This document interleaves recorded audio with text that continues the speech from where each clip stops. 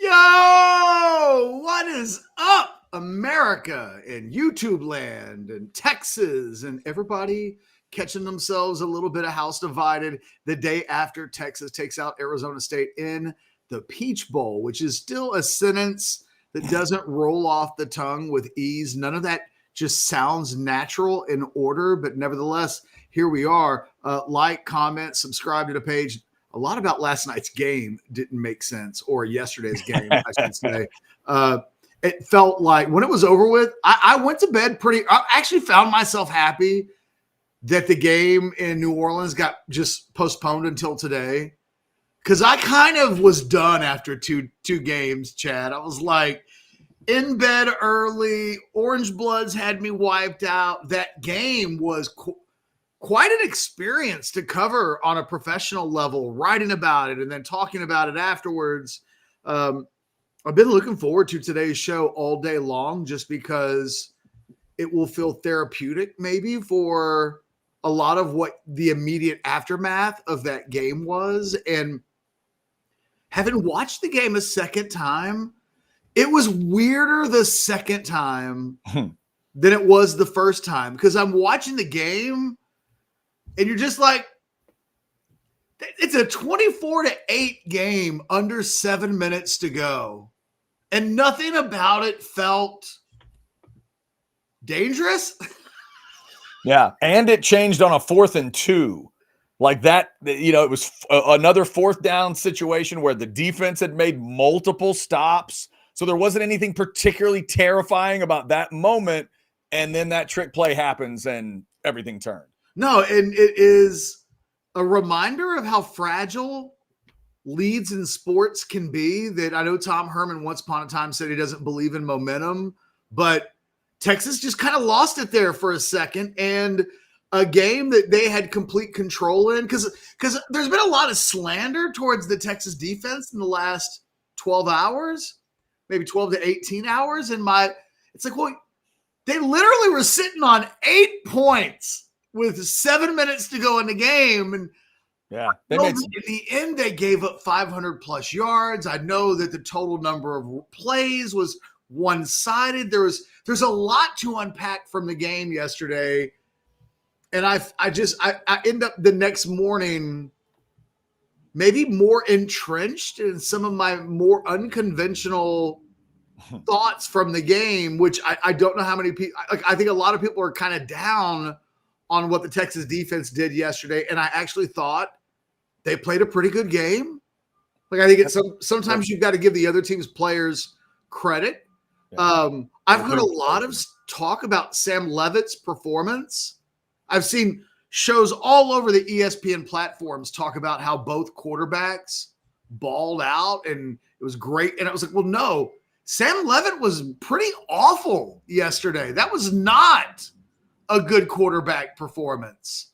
And, so I don't know. The next morning I have thoughts about this game that I can't wait to discuss. And I don't know that we really jumped into a lot of them yesterday because so much of the immediate aftermath, and rightfully so, was what an amazing end to that game. It for now, it won't be forever, but for now it's thought of as one of the better playoff games in the history of a short playoff era window. Like it's discussed amongst games yesterday. And I was like, that game was better than probably Alabama, Michigan from a year ago. I just started thinking about the games that it was kind of being compared to. Oklahoma and Georgia. I was like, that was an amazing, you know what I mean? Like, you're starting getting mentioned in those in that kind of air, and you're like, oh yeah, those are great moments that you just kind of remember for all time. But once you get beyond that and kind of what it meant to Quinn, watching Ohio State dismantle Oregon directly afterwards, I also think shapes the way Texas fans interpreted what happened yesterday in real time, because no sooner were you kind of relishing Sarkisian lifting a trophy over his head, were you realizing, oh crap, this version of Ohio State has come out of nowhere and they feel dangerous. And a whole, there's the thing we're going to talk about for the next 8 days, Chad, is this. There are a couple of things, I suppose, but this offensive thing that just happens every week. And it happened again yesterday. And I cannot put my finger on it and say, aha, it's this guy's problem, or it's this coach's problem, or it's this phase of the, because it's different every single week, but it is an established thing that Texas will go through one of these real long lulls. And it has been problematic. It is not, I guess you could point to the Georgia SEC championship game and say the lull cost them potentially a championship. But I guess yesterday kind of falls into the category of the kind of game, what it's done. It's made games where Texas is in control of games. They've lost some of that clench of control throughout the season over and over and over again because they play with their food a little bit too much. It really almost cost them yesterday. Honestly, Chad, I think in the seconds before 4th and 13, which I think is now just what it's called, 4th and 13. Just like a certain play against LSU the other way was called, what, 3rd and 17? Yes. Isn't that what that was? Yeah. And if Arizona State had made a stop on 4th and 13, they would have been talking about 3rd and 14 that their quarterback, oh my God. that their quarterback converted. That was easily the play of the game that Leavitt makes. Yeah, it's incredible. It was the first time he made a play, and I was like, okay, well, if they win, he gets to say he did that. Yeah, but in overtime, and yeah, but beyond that, I really didn't think. I say the same thing about Leavitt that I would say about Quinn Ewers, which is if we're in the middle of the 4th quarter and a team has 8 points, like how much credit are you going to give a quarterback that's the starting quarterback on a team that? So I don't know. I thought some of the Leavitt commentary that I've heard, was he gutsy? Yeah, man. Is that dude slippery as hell? Yes. He's a hard guy to get down to the ground. Did he play well? No, that is not. He had a sub 100 quarterback rating. I think he averaged about 3 yards per attempt. It was not a day for Sam. Now, did Cam Scatteraboo play well? Yeah, he's good. In the end, he had a performance against Texas that I think we'll remember. I was trying to think about this earlier today, like running back performances that over the years that you remember against the Longhorns or just kind of against your team in general, depending on like who your school is, right? Who makes the cut and who doesn't make the cut. And I don't know what the qualified list is yet. Like I really have to think about it a little bit more. Who do I associate with running back? I think Rashaan Salam is the first name that pops into my head because it will always feel like he won a Heisman the day that he played Texas. Yeah, I think the name that popped in my head it's not a running back. I think the Steve Breaston game for me has been always a marker. It's a game Texas wins. It's a game where one guy almost figured out a way to beat him on the other side, and that's what Scatteraboo almost was. He almost put together a performance where you'd go, holy hell, he scored touchdowns. He threw another one. He did all of that. He was puking and might have had a head injury. It would have been that's the guy I thought of. Steve Breaston almost beat the Longhorns with a massive performance, but didn't. No, it's a good one. I was also thinking of Curvin Richards from way back in the day when, wow, as a young player at Pittsburgh, nobody had ever heard of him. And then Uncle Catch just went Curvin Richards, kids. Get something to drink. I'll never forget when they played Pittsburgh that day to start the 94 season. I was working at Bert's Barbecue and we were doing our fantasy football draft. So, I'm just out of high school doing fantasy drafts. And I can remember making the joke, like we're in like the 5th round. And I was like, with the fifth round, and I'm doing it over the phone. I'm like, I'll take Curvin Richards from Pitt. and everybody laughed. And that's kind of a thing now that 30 years later, everybody does. They make their little joke about some guy that's killing it. You'll take in the draft, but he's on the list. He's on the list. Like a decade from now, I'll remember that it was like, man, that dude had a night. That I didn't think he was as good as the national media went crazy about last night over. I thought he was good.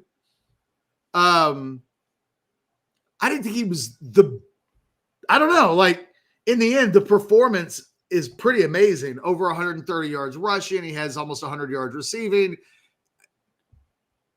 I don't know. I still don't know what the hell it is that we watched with him and that Arizona State team. Nothing about that game makes any sense at all, Chad. Still today, I still don't get how that game ended up in double overtime. That's what's great. That's what's wild about it. I thought someone had a perfect chat earlier. When people start talking about instant classics, that's a great way to describe a game like that. Again, for the nerds, I don't think that's a great football game stem to stern. It's the drama. It's the excitement. It's the plays. It's can you make a big play when you need it? It's all that type of stuff. But that's what we're trying to figure out today. That's why we went with kind of a glass half full, glass half empty. Clearly, the glass has to be somewhat half full because you advance if you're a Texas fan. But what did you see? What did you think? We're already getting super chats saying, Catch, let's grab a couple of $10 to get us going. Oscar says a couple things. One, I'll die on my Quinn Hill, and that's fine. Hopefully he wins it all. Two, Ohio State was great again, but man, was Oregon a little bit of a fraud, or am I overreacting to what I saw? Okay. Well, let's start with the second part first. I think Oklahoma State was just great again. Ohio State. Or excuse me, what did I say? Oklahoma State? Yeah, Ohio State. Oregon. I don't know, man. I think we all, Chad, here's where I am. I think it feels like a couple of weeks ago we were all agreeing that there were several very good teams, but no great teams. Yeah, I had it at 5 that could win it all. And Oregon was in the very good, but not great. But then we acknowledged, but look, if they go Ohio State, Texas, Georgia to win the championship, well, then you have to call them legitimately great, and we underrated them. In the end, we were right about them. They were in the land of the very good. They weren't great.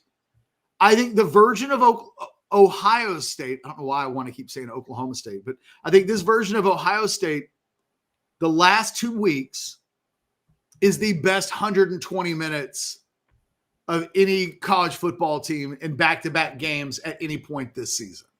Yeah. So you wonder, what would it ever look like if it ever came together? We're saying that about Texas. And there's a part of me that's like, well, you're this far into the season, maybe you're never going to see this special version of Texas that we keep waiting for. Maybe it just never comes together. And that's part of a disappointing story with this team as far now as it's made it into the postseason. But you look at Ohio State, and they're literally the living embodiment of it can happen.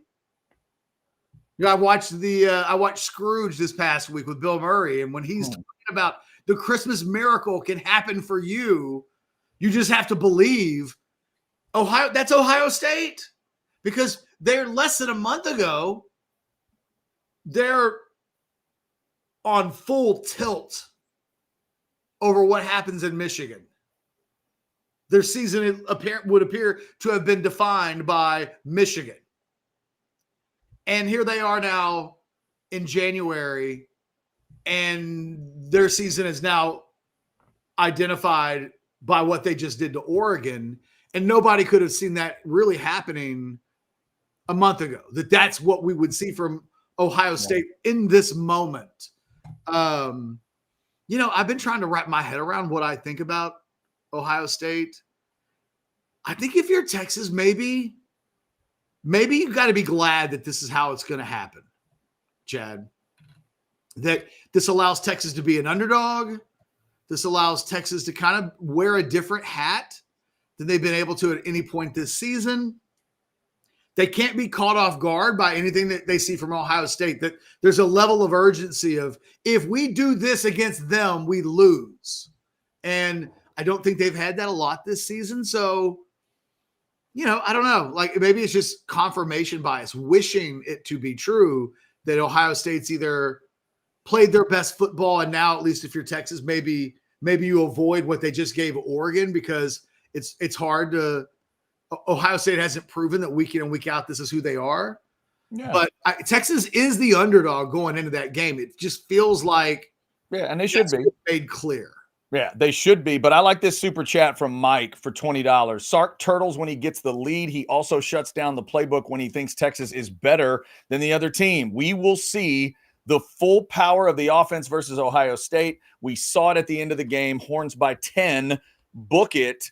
I think it speaks to something interesting, Catch. The idea, the rare chance of Texas being an underdog, Texas being the hungrier, arguing maybe they're the hungrier team. They can play they don't expect us to win. He can tell his team, fellas, we're in the state of Texas. We're at Jerry World, and they don't think y'all are better. You play that whole part up, and maybe we see the team that went to Tuscaloosa last year, and maybe we see the team that went to Ann Arbor this year. Yeah,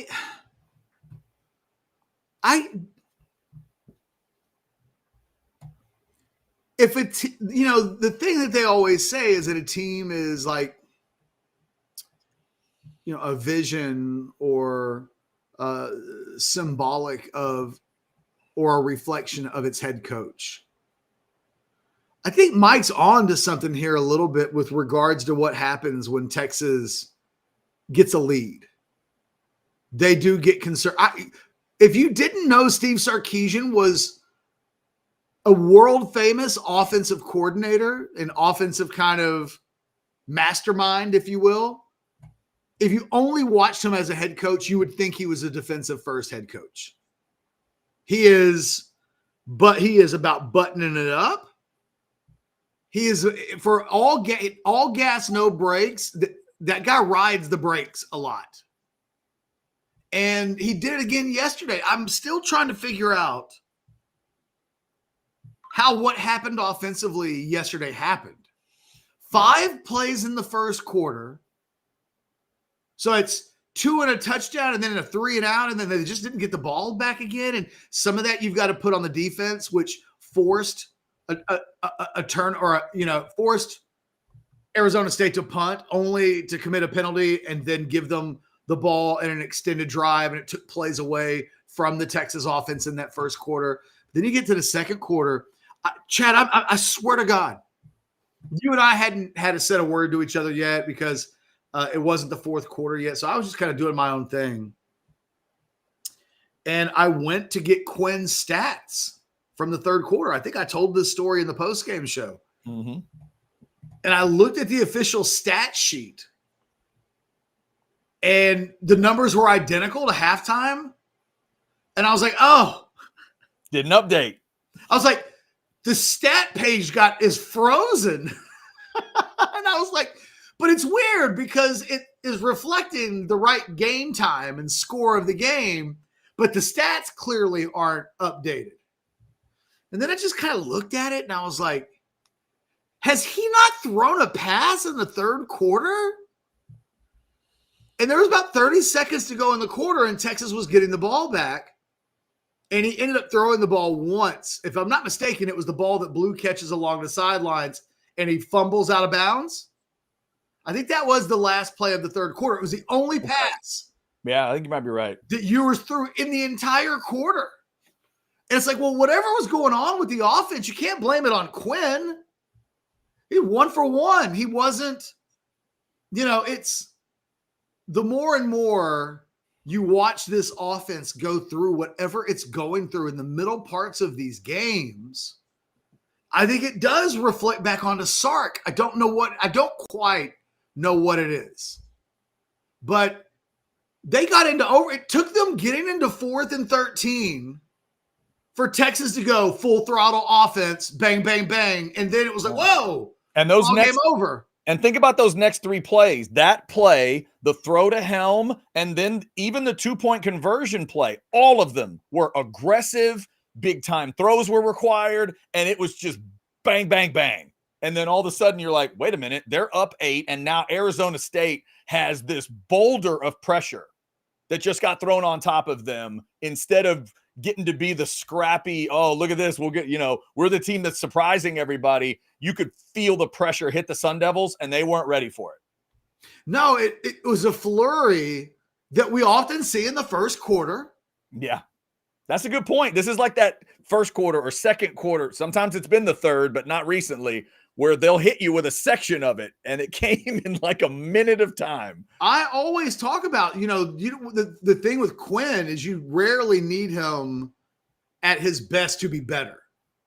It's not like at his best he's very good and you're waiting for him to hit these new territories. When he's at his best, he's elite of the elite nationally. It is these other moments of the game where there's just no passing game whatsoever. In some weeks, there has been a running game. And so it's like, well, things slowed down a little bit. They didn't lean on Ewers. But it's we've seen this 8 times this season where the offense just isn't being productive. And I don't think it's a quarterback problem. I don't think it's if Arch were the quarterback instead of Quinn, the offense would suddenly be different. I think it's a lot of things. Look, you can't ignore the fact that they couldn't establish the run yesterday. So that had a huge piece to do with why they couldn't sustain drives and why the play count was as low as it was. But it's not just that. And it's not an isolated in a vacuum deal. It's not like they need to look at what happened against Arizona State in a vacuum and say, don't do that again. It's that it's happened so many times now. And I think the alarming thing is, I don't know if you even remember the first time it happened, Chad, but when Sarkisian was first asked this question about what keeps happening to you guys in the third quarter, it was still relatively new enough that Sarkisian was kind of able to make light of it a little bit. Right. And it was like, well, if we knew that, then we would fix it. And need to say something different at halftime or whatever. Yeah. If I thought that like putting my head inside of a door and slamming it shut on it would help, like I would just do that.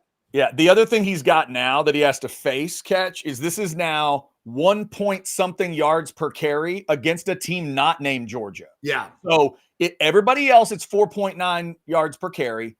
It was just the Georgia thing. So you could almost kind of take weird comfort in that. Well, they're just crazy good. Okay, this was Arizona State, better than Clemson, but and we knew that part going in, but if you would give me the rushing numbers, Catch, give me the full rushing numbers for both teams. I'm telling you, Arizona State wins this thing by 2 touchdowns.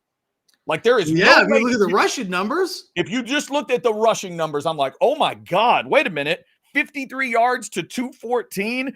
Arizona State got 49 carries and 38 minutes of time of possession. I would have told you that's horrible news for Texas. They probably were too sloppy with turnovers, and Arizona State might have beat them by 2 touchdowns, 17 points. I don't know if Texas needs to be the best version of Texas that we've seen this season in order to beat Ohio State. It would help, but like if you told me they played a B+ game, there's a world out there where maybe that's enough. It kind of depends on what does B+ mean? If your defense is A+, and the only way it's A+ is if they're essentially not giving up anything and your offense is just good enough. Like, okay, I can kind of see that. So I don't know. It's hard to like pinpoint that exactly, but they got to play well. The thing that can't happen, though, they can't just disappear for 30 minutes. So they've got to figure out a way to be awake and viable and not in a rut. And I think it's the scary thing.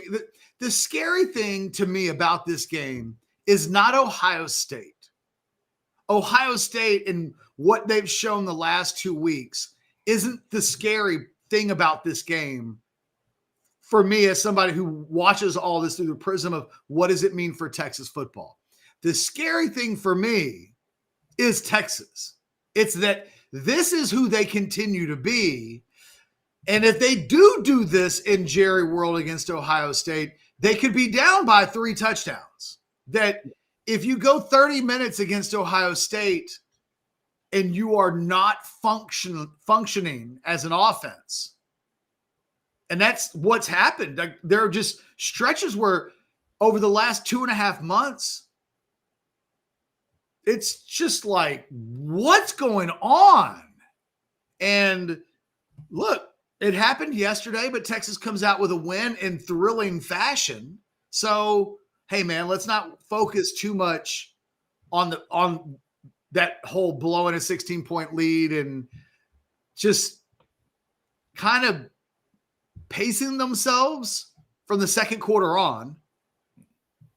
But now it's the next day. Now there's another game to be played in 8 days. Now it's Texas and Ohio State. I mean, the fact that the loser of this game will play this team again in its very next game next year is all kinds of wild. That is, I hadn't thought of it that way. I hadn't even thought of Quinn versus Ohio State until somebody mentioned it last night in the post game. But I hadn't thought of it that way. You're right. Yeah, that is a wild way to think about it. But it's cool. It's cool as hell for college football that these two heavyweights are getting together. And it's everything on the line. It kind of has. They've only played 3 times in their history, but they will play twice in the next 9 months. I love college football and how pathetic that is. That's so sad. 3 times ever. Jesus. But we've seen all 3 too. Oh yeah, absolutely. It's been pretty recent. The thing I love about it, Ketch, this doesn't even feel, like you and I would remember the NFL season that ended in Niners-Chargers, Super Bowl 29, if I'm not mistaken,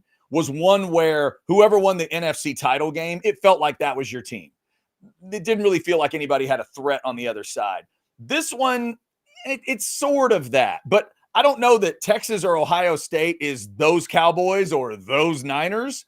But it does feel like whoever gets that win in Jerry World will head into the championship game as a favorite because you got a backup quarterback with Georgia. Obviously, Notre Dame, I think, would not be favored against one of those teams. It's got that feel of the better side of the bracket.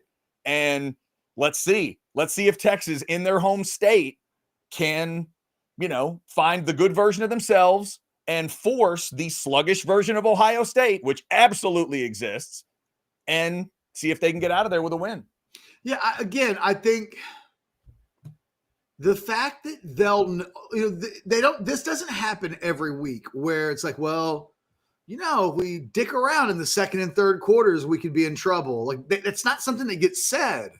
Right. They know it. They know that this has been happening. It is something that gets talked about, that they got to start third quarters better, and that, they've got to figure out whatever this thing is. They're trying to figure it out. But they just, it's over the course of the last couple of years, you can count on one hand the number of games they've played where it's like, hey, man, if we're not on point all 4 quarters, that our season could end. And I think that from a focus, I think Arizona State had that this week, in that they were able to play with a level of desperation that screamed, we know our season is potentially on the line. And it didn't feel like that occurred to Texas until about 5 minutes to go in the game. You could see it on the sideline. You could see it on the camera shots of the fans in the stadium. It was like, whoa, wait, what just happened here? Right. It felt like Arizona State up until second overtime to me played loose. And then they tightened at some key moments, but it just felt loose to them because they knew it was like, nobody thinks we're going to win. So they felt like they were a little bit more of a looser team. They're letting it all hang out. I mean, that's when you throw a halfback pass to jumpstart your comeback, that's letting it all hang out. Yeah, fake punt and all that stuff. I think Texas does embody Sarkisian a little bit, in that I do think they get tight when they get a lead. I do think that they get conservative. And when they Yeah. can't be conservative, oftentimes that's when they're their most dangerous, which is what we saw in overtime at the end of the first overtime. And then certainly the very first play of second overtime, and then the 2-point conversion play. Yeah. Nothing conservative about that. That was a high risk, high difficulty throw, high difficulty catch. But when it was done, you were like, oh, God damn, I forgot when they're on, they can do that. Yeah. And the other little weird detail, it's sick to think of it this way, Catch, but Kelvin Banks might have done him a favor with that penalty, because 4th and 8, Sark might have figured out something that didn't feel quite that aggressive. But when you're forced into 4th and 13, it's like, well, holy hell. Now we really have to come up with something. It was like you backed them into a corner and you chopped one of their arms off. And it's like, okay, if I got to have an answer. And then this aggression comes out of them. So it was, yeah, just so strange. They took all that. Can I make a confession? Sure. For those of this for the people who think I hate Quinn, this will feed into that narrative a little bit. It is a backhanded compliment of sorts, or it's in that vein, I suppose. You know, he somewhat underthrows the tying touchdown to Golden. That Golden has that route, but then Golden has to slightly wait on the ball, right? Mm-hmm. You know what I'm talking about? Yes. But like the play was there. He had enough time that even though the ball was slightly underthrown, it wasn't even like it wasn't like the ball even, there's no play on the ball or anything, but something about the room restriction of that throw. I think if you're Ewers, the thing that you were thinking is you can't overthrow the ball, right? The thing you can't do is have him running wide open, but then you sail it through the back of the end zone. So he takes a little bit off to ensure that that ball's not going out of the back of the end zone. And in the end, it's exactly the throw that was needed. The play is made, touchdown, history, all that stuff. But there's a part of me that watched that play unfold and thought, thank God that play didn't start from the 45 or the 50. Right. And Golden at that point is now running a real, like, almost a go off of that skinny post. And because then Ewers doesn't have as control of a throw the further down the field it goes. So part of what made that whole thing come together the way that it did was that Quinn didn't have to throw it 45, 50 yards. He had to throw it 25 yards. And it, there's a part of me that wonders, Jesus, again, glad that play didn't happen from midfield, because those balls really going down the field, that's not what Quinn has ever really done well. Like, man, we've just talked about it so much. It's like, duh. But I thought yesterday was another game where, again, you saw when the interception comes off of a deep ball to Bond, that he's throwing into essentially double coverage. It's kind of a throw up in the air and wish and hope kind of ball. And the thing that the game time touchdown in overtime to Golden, it wasn't that. Like, he had to throw it on a little bit of a lower trajectory. He had to make sure it didn't go far. And it was just interesting to think about. Golden could have been running even more wide open, but the further down the field he goes, the more I just am completely unsure that Texas will have success in that deep passing game. It's kind of the one nitpick. I mentioned this on the postgame show last night, Chad. It's like the last nitpick. What you like about what we've seen from Quinn the last 2 weeks is that he's throwing the ball to the boundaries. He's throwing those deep, short, and intermediate balls that are kind of his specialty. He's throwing those on ropes again. And if he can do that, you're going to get close to the best version of Ewers. I think the thing that was alarming was even going back to the Georgia game in the second SEC title matchup, that first interception that he throws towards the boundary, that ball hung up in the air. That was not Quinn Ewers at his best. And I feel like what we've seen in the last two games, and you definitely saw it again in moments yesterday. He throws that ball to, well, he had a number of balls to Golden that were, because Golden makes the catch. The throw and the catch are pretty spectacular. I think it's a 3rd and 10 on the drive that puts Texas up 24-8. He hits Golden along the sideline there at about the 12-yard line. And it was like, holy crap, what a throw and catch. It was like you're waiting for these guys to kind of wake up and respond because the offense had been in such a lull.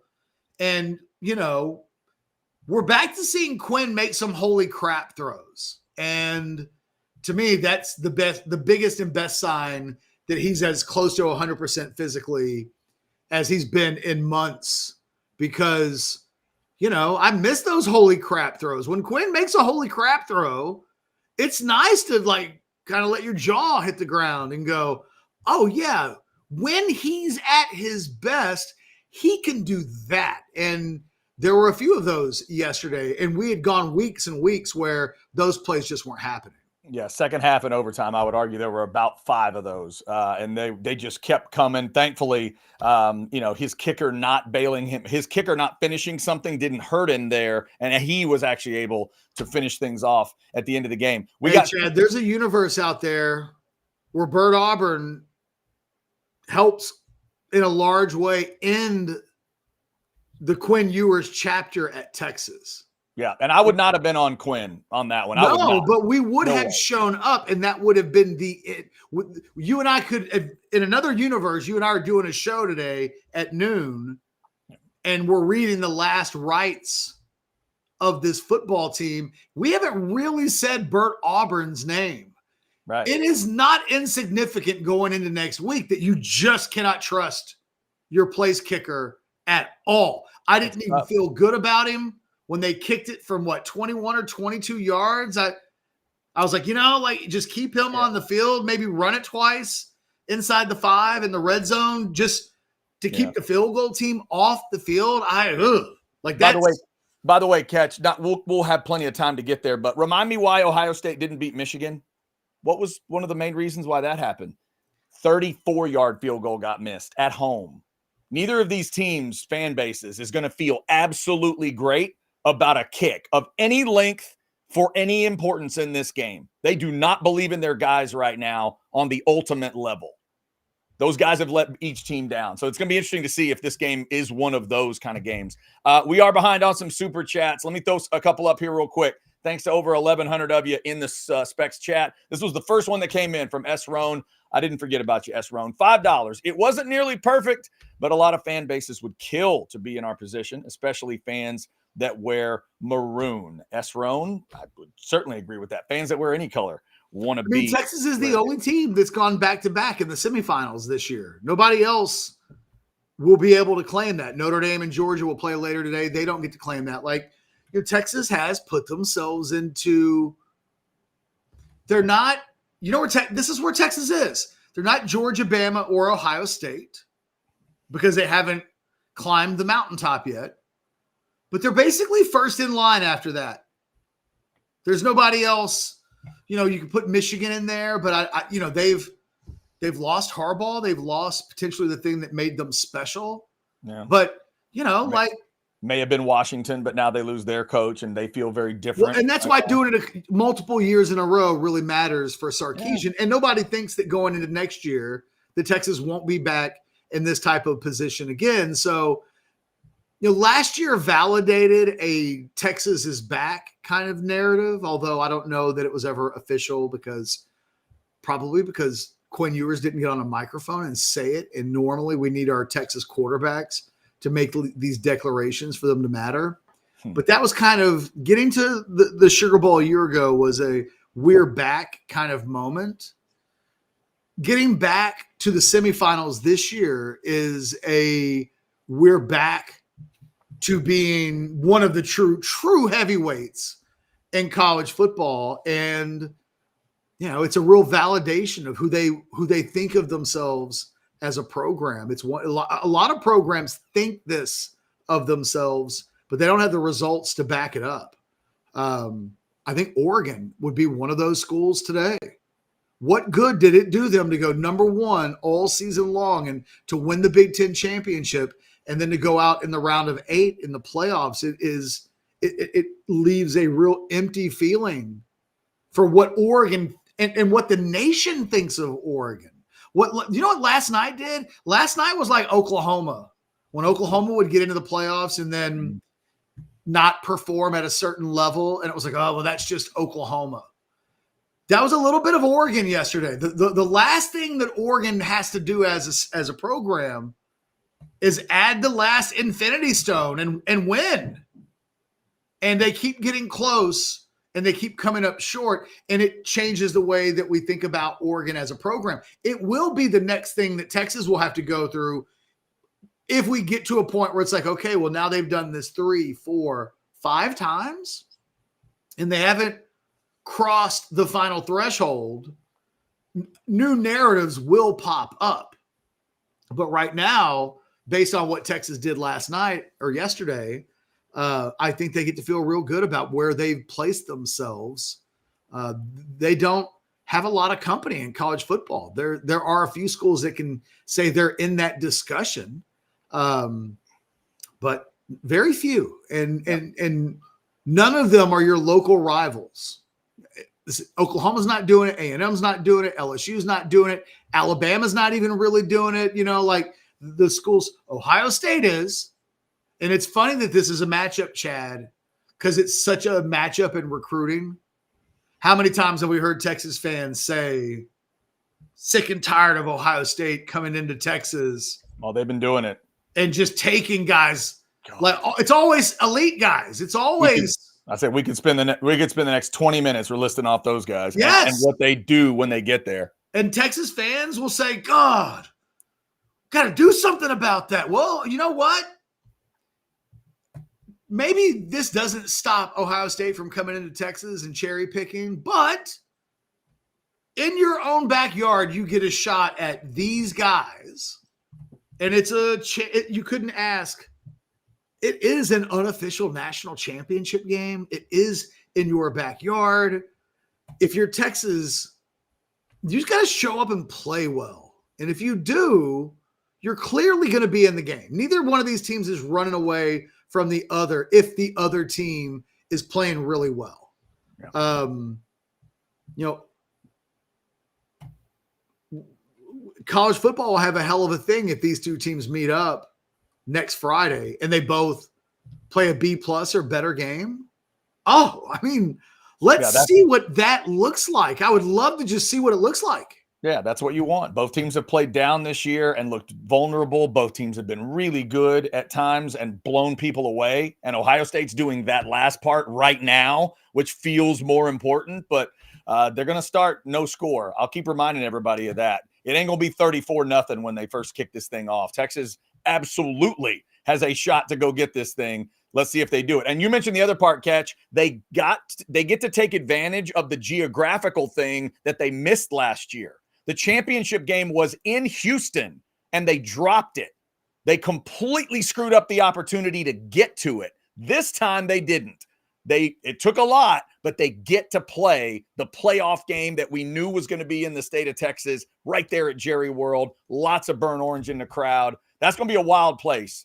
Oh, my God. Put Longhorn fans and Ohio State fans in Jerry World, sell them really overpriced alcohol, and play that football game? Good grief. Get ready for fights. Get your video cameras ready. People are fighting at Jerry World if it's a close ball game, guaranteed. We got super chats we'll get to. Also, we got to thank some of our great partners around here. Catch, let's talk tension. Let's talk anxiety. Let's talk about pressure and what it may do to you. Texas fans may need a little rogue help after last night.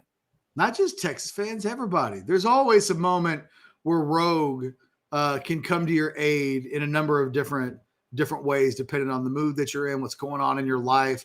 Chad mentioned it: pain, anxiety, sleeplessness. Sometimes you just want to take the edge off. I know I've been working on my little cartridge from Rogue today. The bottom line is scan that QR code, go shopping, go check it, take a look at the website, whether it's you, your parents, your dog, your loved ones, whoever it might be, they'll have something for somebody that will help make their life a little bit better. I always say, just go to the website, go shopping, take a look. If you have any questions, they're there to answer them. But at the end of the day, it's about finding what's good for you and then making your life better as a byproduct of it. So go to Rogue Shop today, ask questions. Don't be afraid. There are no bad questions, and see if we can make things a little bit better for you starting the new year out right now. That QR code, go. All right. Shout out to Rogue Shop. Shout out to all of you. 1,200 plus in that specs chat right now. First off, Catch, I need some interpretation. Brian says for 199, 6 points. 2 were the safety. What else can you ask for? What does that mean? I think he's just talking about the defense. Oh, I see. Okay. What the defense did. I got you. Okay. Okay. Let me ask you, Chad, when you woke up, I know we have super chats and stuff we're catching up on, but what did you wake up today and the number one thing about this game the next morning in your head was what? Quinn Ewers making big plays when it mattered. It was the Quinn throws. I went back and rewatched it after these thoughts, but I woke up thinking about the big time throws he made. 4th and 13 is the first one you think of, that it came down to that. It was about to be over. We were about to do a very different post-game show, and he makes that throw, the throw to Helm, the 2-point conversion. After making the throws that set up Auburn for both kicks, I was just impressed with that. That's what stood out to me. It was that late wave of Quinn Ewers throws in a game where Texas couldn't run the ball. I think for me, and this probably won't be a surprise, it's the anxiety level of, holy crap, they might lose this game. There got to be I remember when you and I were doing the watch along last year for Wyoming, it's 10-10 going into the fourth quarter. Mm-hmm. And we just kind of kept doing that thing where it was like, hey, are you concerned yet? I was like, oh, no, it'll be fine. They're going to win the game. And he's like, are you concerned yet? And it got to be a point where, like, in the fourth quarter, you're like, okay, officially, 15 minutes to go, 10-10, we're concerned. Yep. And it felt like that yesterday, except the concern level was, there's never been, Oregon went through this a few hours later, but this is new. This going through okay, well, now you're in the playoffs. So now the real games begin. Yeah. There was very much a 2009 feeling about this season and it only in this way. It felt like 2009, the whole season was about getting back to a Big 12 championship game, winning that because you were robbed of that chance the season before, right, and then getting into playoffs because you were robbed of that. Now, they end up being robbed of a chance to fulfill the dream of what would it look like to be able to play in that game. But 2009, the whole year really was about, don't tell me about, all that matters is what happens at the end. That has been this season to a certain extent, that every game that's won, you're not allowed to really enjoy the win because it's about the game that's next. And, it hurt by the fact that when you play Michigan, it was like, well, Oklahoma's right down the way. And then when you played Oklahoma, Georgia was the next week. And then you had Arkansas, and then you had A&M, and then there's an SEC championship game, and then there's back-to-back playoff games. And so it's been a season where the games individually, I think, have meant less because we've told ourselves the only games that matter are these games. And that's fair. Like, it really, Sark was right, man. It felt like an NCAA tournament game. It felt like a Final Four spot is on the line. There's 2 minutes to go. The other team has possession. We're going to a TV timeout, and the game is tied. And you're like, oh! Right. Yeah, it's what high school fans and D2 and D3 and NFL fans have lived their whole lives with, Catch. It's real football. And that's what happens in real football. Are there blowouts? Yep, all the time. Are there sloppy games? All the time. Are there close games that you didn't think were going to be close? Yep, all the time. This is not going to be new. It's not going to be unique. They didn't just play the only one-score game in the history of the expanded playoff. Like, it's going to happen, and you're going to need to make some weird plays in weird games, and that's what occurred. Now, it is probably the first time I've felt that way since the Washington game the year before. Right, because that one, right, even though a smaller version, that's what it was, right? Real game to get to a title. And you mentioned that Michigan-Alabama game. That game was a mess. Yeah. That game was an ugly, sloppy, Jalen Milroe falling all over himself at the end mess. And everybody, I think, that watched that game that was a Texas fan was thinking, oh, God, wish we could have made it to the title game. Maybe Michigan. In a weird way, yesterday was the reverse or the inverse of the Texas-Washington game. Because about 7 minutes to go in that game, you weren't thinking to yourself, I bet Texas is throwing for a chance to win the game into the end zone with 20 seconds to go. But then Texas makes a late run. They make some stops. They get the ball. Like, they're there with a chance to do it when it hadn't felt like that kind of game. And that's what last night it's two things. It's how did that game become a game? Because even as I've gone back and rewatched the Scatterbo touchdown pass, even that only makes it 24-14. They still have to convert the 2-point conversion. They still have to score another touchdown. They still have to get another 2-point conversion. Like, you still had to miss a couple of field goals. Like, there was just all these things had to happen.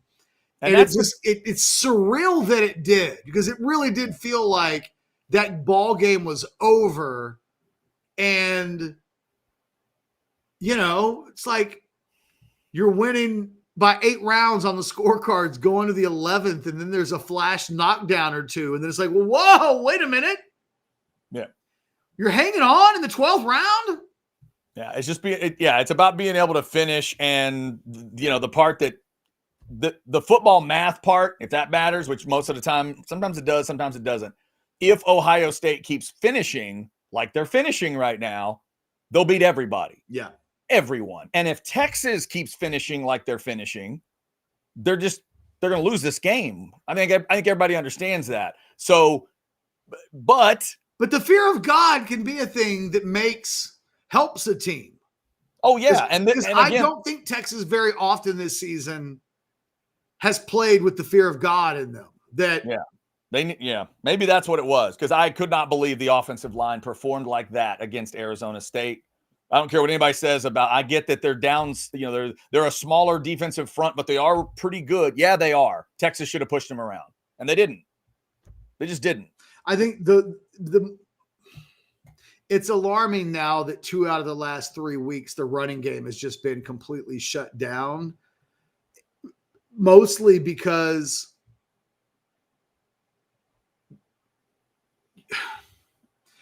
Where would we say Arizona State ranks on the list of the best teams that Texas has played this year?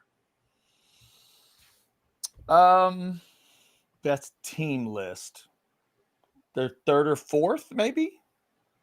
Georgia's 1. Georgia's the best team they played.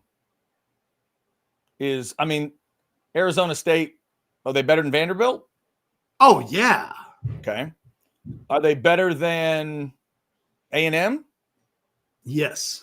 Are they better than, obviously they're better than that Oklahoma team in the way they played. Are they better than, who else is it? Kentucky, Florida? The best Arkansas? 3 teams that Texas has played are the last 3 teams that Texas has played. Right. The way they've performed, Georgia, Clemson, Arizona State. That, to me, that's what I think after seeing the 2 teams up close, I think Clemson's better than Arizona State.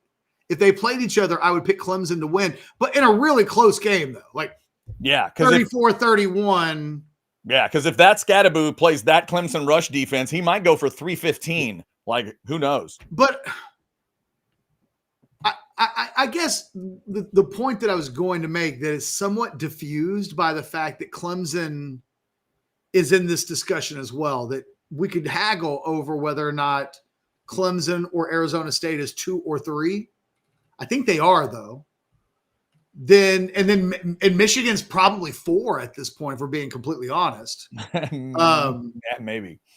Because then it is either A&M or Vanderbilt or Florida. You know what I mean? Would you take Michigan to beat A&M on a neutral? Yes, I would at the end of the season. And by the way, in terms of offensive football, that would be I do think we've seen Michigan as a different versions of itself this season, where if the end of the season version, which beats Ohio State and Alabama in back-to-back games, think back to some of the games they lost. And I don't think the Texas game is one of them. I actually didn't think that Michigan was terrible against Texas. Texas has turned it. This goes back to the point that you made about Kelvin Banks, and that penalty may have helped Texas to be 4th and 13 instead of 4th and 8. Texas has weirdly, most of the season, been pretty damn good at 4th and long, or 3rd and long. And it goes back to that Michigan game when you think about, I think Texas was in almost a half dozen 3rd and 10 plus 10. And I want to say they completed 4 or 5 of them. And it was just, they kept getting into awful down and distances. And Ewers just kept making throws that day in Ann Arbor where it was like, geez, God, if he's going to do that, they're really tough to beat. Mm-hmm. But I think we forgot about the low probability of success for those throws. You know, when you're 3rd and 15, it's what made that play that I referenced at the end of the third quarter to Golden that stood out to me so much on that drive where they go to make it 24-8 was that was 3rd and 10, if I'm not mistaken. Yeah. So when he makes that throw and that catch in that situation, I don't know. That's got to be like a 10%, 20% chance of that play getting pulled off. And Catch, I said it in the postgame. That reminded me of one of those, of that Eli to Manningham throw in the Super Bowl. Like the percentage it took to do that. That was down the other sideline for the Giants. Yeah. It's still one of those throws I can't fully explain, but you're right. It took the throw and the catch. Both of them were big boy, but neither of them are something you want to count on.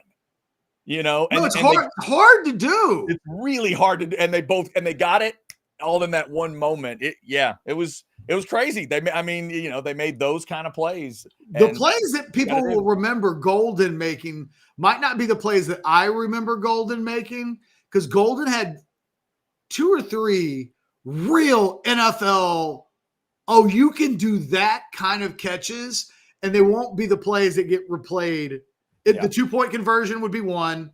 The first ball that he catches along the left sideline, that was where great. It's very similar, but not a little shorter, but very similar to the one that they make later in the game that I'm talking about on that 3rd and 10 along the sidelines. We were just like, this is really sophisticated stuff. And it goes back to the point that I was making where it's like, Quinn's clearly the healthy he's been in a long, long time, probably since September right now, because those were the throws that I was missing from his performances.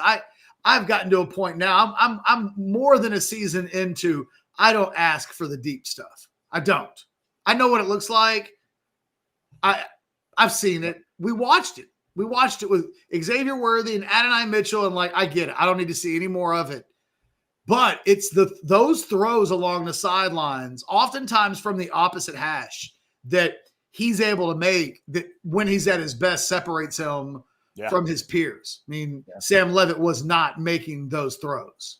Nope. No, Leavitt did it. Quinn Ewers wasn't scrambling around like Sam Leavitt was. Yeah, Leavitt's was his feet. Yeah. But Quinn Ewers was throwing balls on that field that Sam Leavitt dreams about making. And when he's at his best, to me, that's the tantalizing version of Quinn Ewers, because those are throws.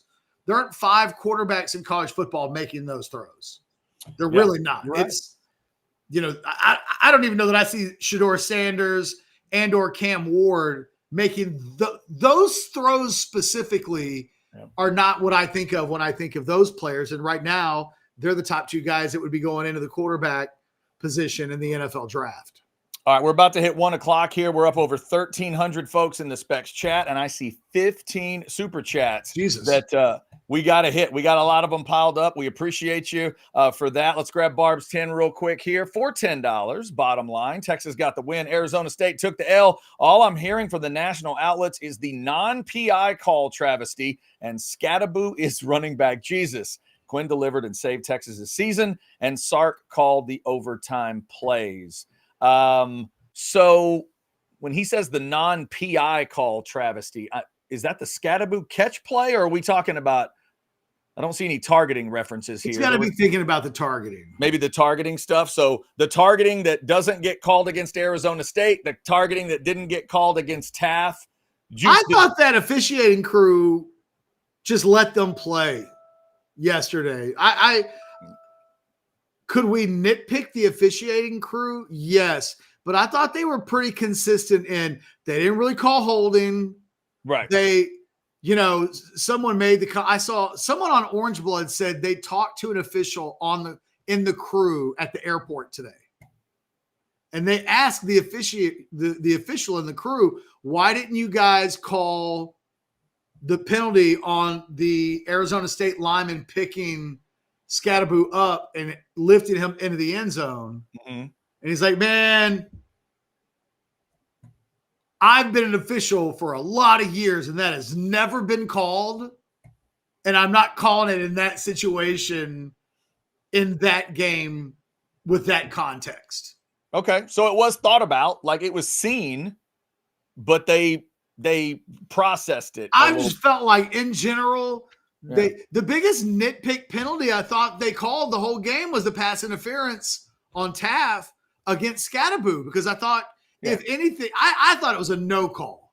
And essentially it was, because it got taken away, because all you get is the face mask, which had to be called.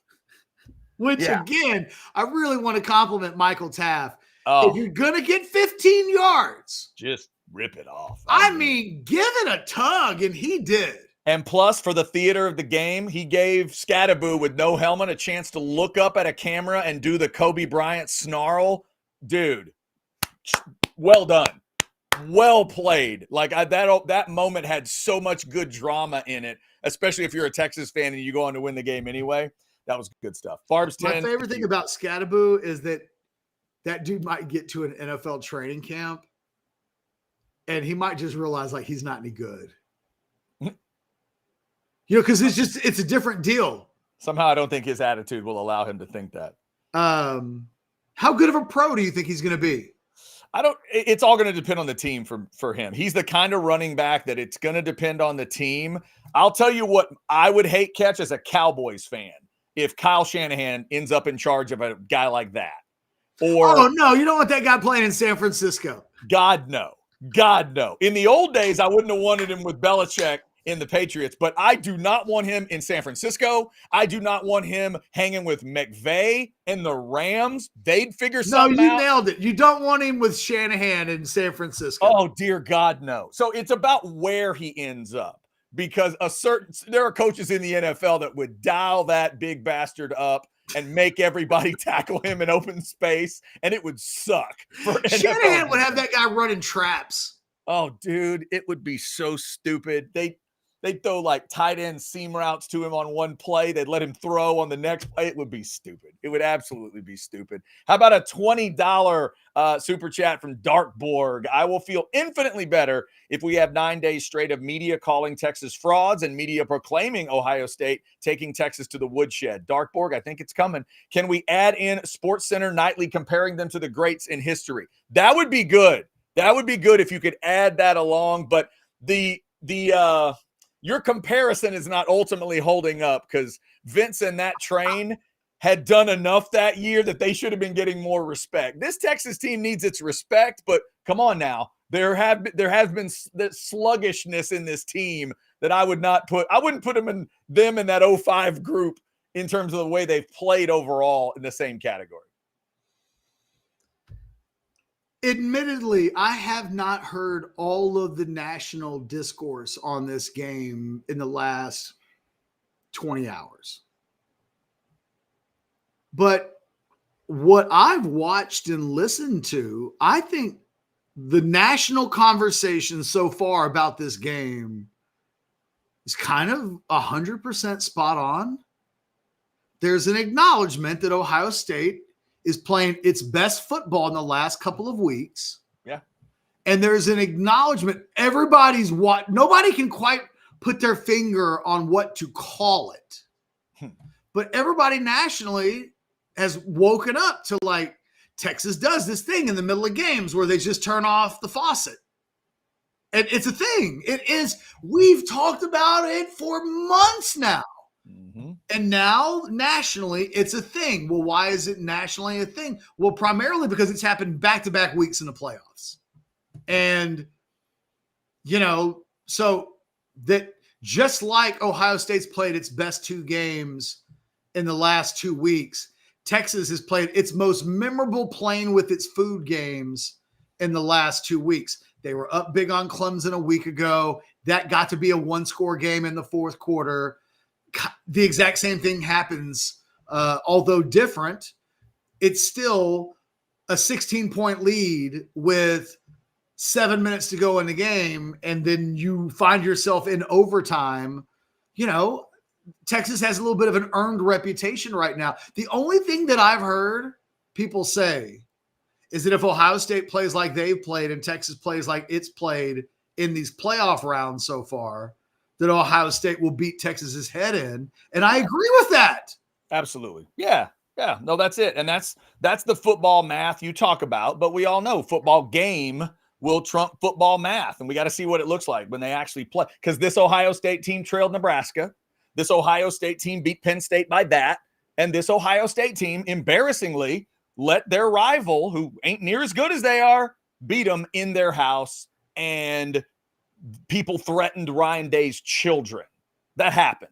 That did happen. They played bad enough that crazy Ohio State fans threatened Ryan Day's children, sometimes through their own kids that went to the same school. Classy, Buckeyes. Classy.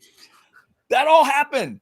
And then we've seen a Texas team that at times, Ann Arbor, whipping Florida, finishing a game against Arkansas, finishing a game against A&M. We've seen them go, oh, okay, all right. But you've also seen, like, why was that A&M game so close? Why was the Arkansas game close? Why is the Vanderbilt game close? There's versions of both teams, and we just got to see what shows up, Catch. What if both C teams show up? What if both of the C-plus teams show up? And that could happen. Right, and we get like a 17-15, rock fight. Like, who knows? Maybe. Or what if both teams go vertical? Both teams can't cover the star receivers, and it turns into like 41-38. Well, look, the thing is, the 2 best units in this game are the 2 defensive units. I think you're right. I mean, you really can make a case, and I don't think anything that happened yesterday, it's what makes what Arizona State having 500-plus yards of offense kind of mystifying. It never felt like to me they were having that kind of day offensively. Yeah, that's fair. I mean, again, they had 6 offensive points, and really 3 of those 6 came on after the defense had forced Arizona State off the field on the first drive of the game, only to have the 4th and 4 penalty give Arizona State the ball back, which led to a field goal. Really the defense was at that point 50 plus minutes into the game had given up 6 points, but 3 of those came with an asterisk because they were only given up after they had gotten off the field. So the defense, I mean, what are we asking of the defense for most of that game if we're nitpicking what they did in that game? It got away from them late. Trick play, 2-point conversion, interception, touchdown, and then I really think it was the next drive is where they didn't play well, where they needed to make a stop and didn't. I shrugged my shoulders on the halfback pass. Yeah, and we've seen a couple of those moments, and maybe they don't need. I mean, they may not need to do it in a championship environment coming up, but we've seen those moments. First Georgia game, the end of the Vanderbilt game, where the defense gave up a key chunk, a key drive, a key moment. But think about all the complimentary stuff. I know Sark loves to talk about it. Think about it this way. The ending of this game was about the offense. Make plays when you need to. They saved that part of the game. For a large hunk of the game, the defense held things together. Yeah. Arizona State only had 8 and all that. But let's go back to the front end. As I'm rewatching the game today, this hit me too. Without the Texas special teams, which a lot of people like to rip on, and maybe in this game you do, without the Texas special teams, guess what the halftime score is? It's 10-6. Yep. 10-6. If Bolden doesn't do what he did and Ethan Burke doesn't do what he did, it's 10-6 Texas at the half, and everybody's thinking, oh, good grief. What has this turned into? So each part of the team did a little bit in key areas. No, special teams is every bit as confounding as everything else. It's right. like, and then there are the parts of special teams, obviously. Now, even though you screw up the fake punt play, didn't cost you any points, but you have obviously the 2 Burt Auburn kicks, and then, you can't ultimately trust parts of it, but parts of it did help you. So it was, it's as odd a game. 97 plays for Arizona State. There's another stat, Catch. Tell me that at kickoff. Hey, Arizona State's going to run 97 offensive plays. What? 97? There's no way I picked Texas to win that game if you just give me that number. That should not be success for Texas. I mean, come on, defending 90, unless you tell me, I'm like, good grief. How many did Texas have? 8 pick sixes? Because I mean, wow. Yeah. It's crazy. It's crazy. All right. We have a lot of super chats to deal with. We also have some of our great partners to thank. Let's thank the folks at TCH Social Austin real quick. We're making our plans to head back out there Friday. Another batch of bad beat bacon and watching Texas football. Yes, we get at least one more of those. Come on out and check us out, 183 and Anderson Mill. Also, remember, if you want to play some online poker, Hijack is the way to do it. Go to hijackpoker.com. You can download the app onto any device, and you can use that OB20 code. OB20 gets you $20 in free play. The code is good until the end of January. They've extended it for you until January 31st. You can use it that way. Play some online poker, and you can cash out at one of the 6 Texas Card House locations. Check them out if you haven't. All right, let's grab some more super chats here. Dirkley with $9.99. I guess we have our answer about Quinn that I've been asking about for months. Can he make the game-winning throw? Number 3 with some emojis. Dirkley, he certainly made some big throws in this game. There's no doubt about it when he needed to. And 180, whatever it was in a quarterback rating, looked damn good. This is a $4.99 from our man Oscar. Okay, so they did it 2 weeks ago. But can they do it 3? Hope not. Yeah, Oscar. You know what's true about what's true about Ohio State's last 2 games? They didn't play Texas's defense once. Not one of those games occurred against the Texas defense. This one will. And you know what else they'll get, Catch, that might help Texas? You might get 8 or 9 days of not only the national media pumping up Ohio State and maybe not pumping up Texas. Jeremiah Smith loves to talk about himself. He's been making those Cam Scattaboo comments. Now, is he good enough to back it up? Oh, yeah, he is. Scattaboo kind of backed his up. Jeremiah Smith, before this last game, was saying stuff like, it's like, well, do you ever feel like you're not open? Nah, I'm open all the time. All the time. I never feel like I'm not open. He may give him some of that to deal with, but that factor, Catch, the vertical passing game.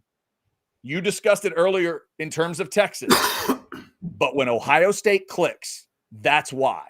That is why. They run it enough, and then they take shots. They go deep. The thing is, Will Howard's not as – while Will Howard's mobile, he's not slippery like a chicken like Levitt is. He wants to beat you with his arm. What's that? He wants to beat you with his arm with those deep shots when he can hit them.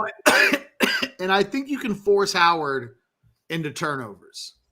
Like that's – to me, it's like if Texas wins this game – yeah, the Texas defense forces Howard into making throws that lead to mistakes.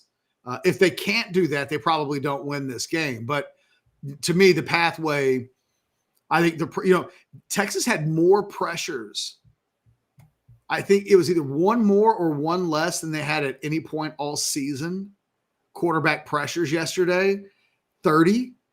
They just had a hard time getting that guy on the ground, but they were constantly moving him around and forcing him to scramble. Yeah. They'll do more of that next week. Ohio State's offensive line can be had. Yeah, so, and you know where Will Howard. It's a great point. You know where Will Howard's going to be. He's not going to be moving the same way. And it was weird. The pressures. I was too focused on the pressures themselves, Catch, and I wasn't focused enough on the cardio that was required because those Texas guys had to chase so much. Now, they contained him, and shout out to Colin Simmons and Anthony Hill for meeting Levitt on that one play on the edge. It was brilliant. Levitt thought he was getting the edge for sure, and all of a sudden 11 is in his face, and it's like, well, that guy's pretty good. Hey, by the way, couple of shout-outs. Okay. Trey Moore might have been the best defensive player on the field yesterday. He made great plays. He has.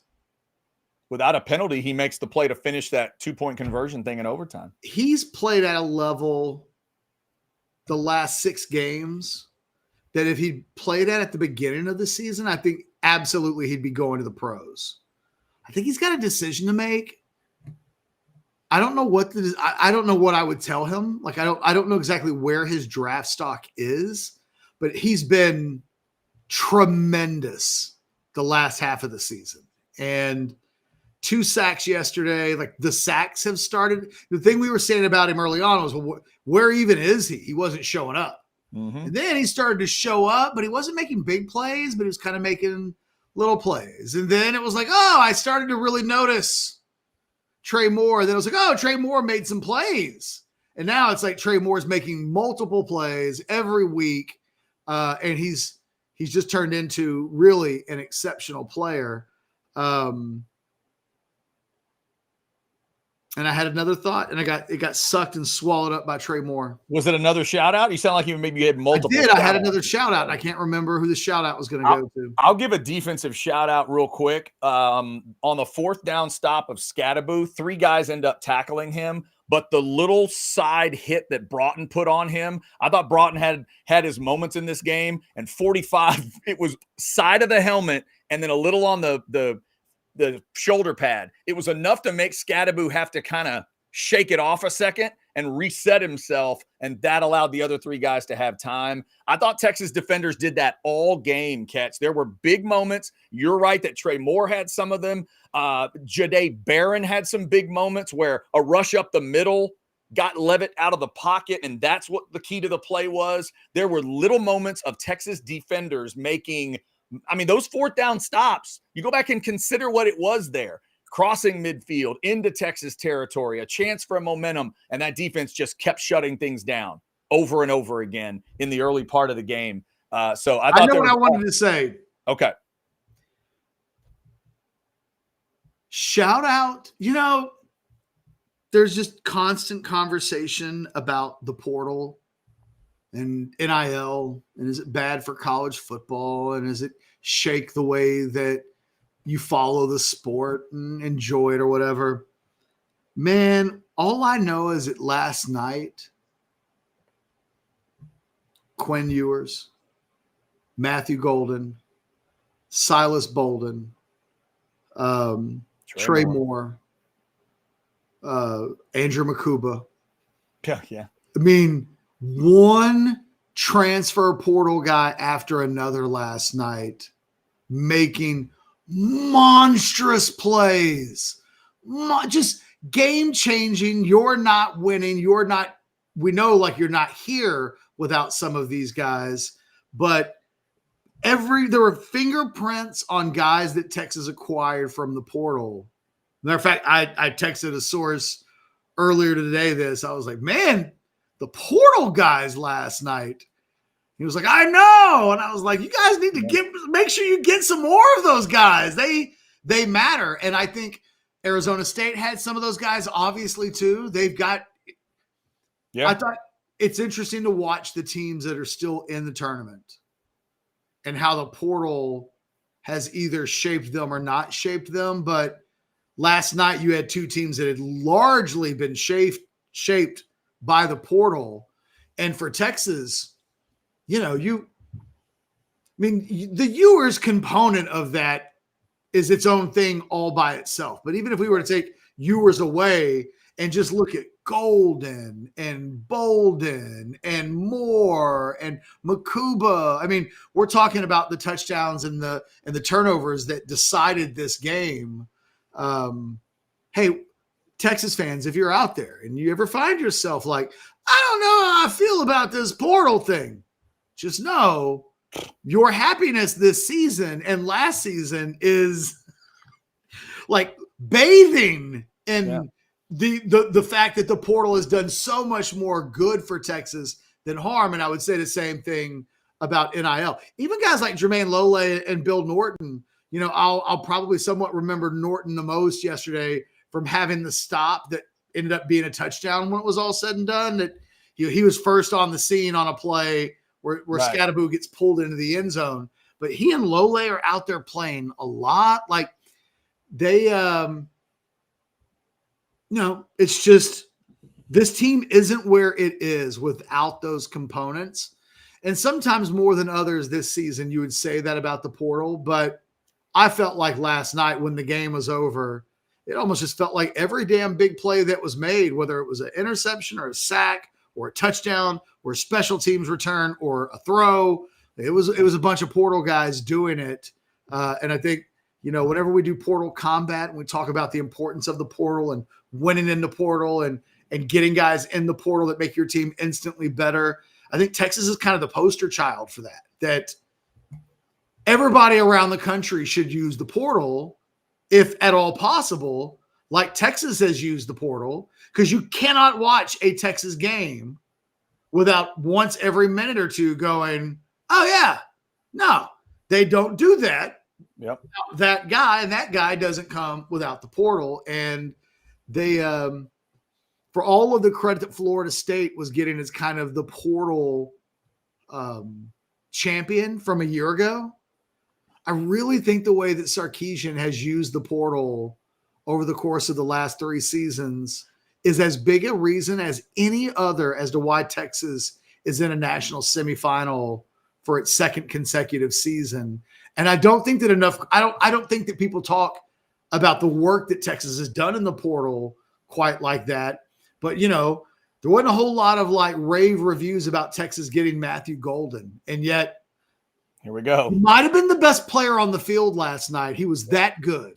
Yeah, he definitely was. We will get to all these super chats, I promise. We got some folks to thank as well. We got buy or sell coming up. By the way, no Brian Jones today on a Thursday, but I did check in with Brian. He's traveling back from CBS duties today. Tomorrow on a Friday show, Brian says he'll join us. So we'll get Brian's full thoughts on Texas over Arizona State and Texas against Ohio State. I bet his sphincter was tight.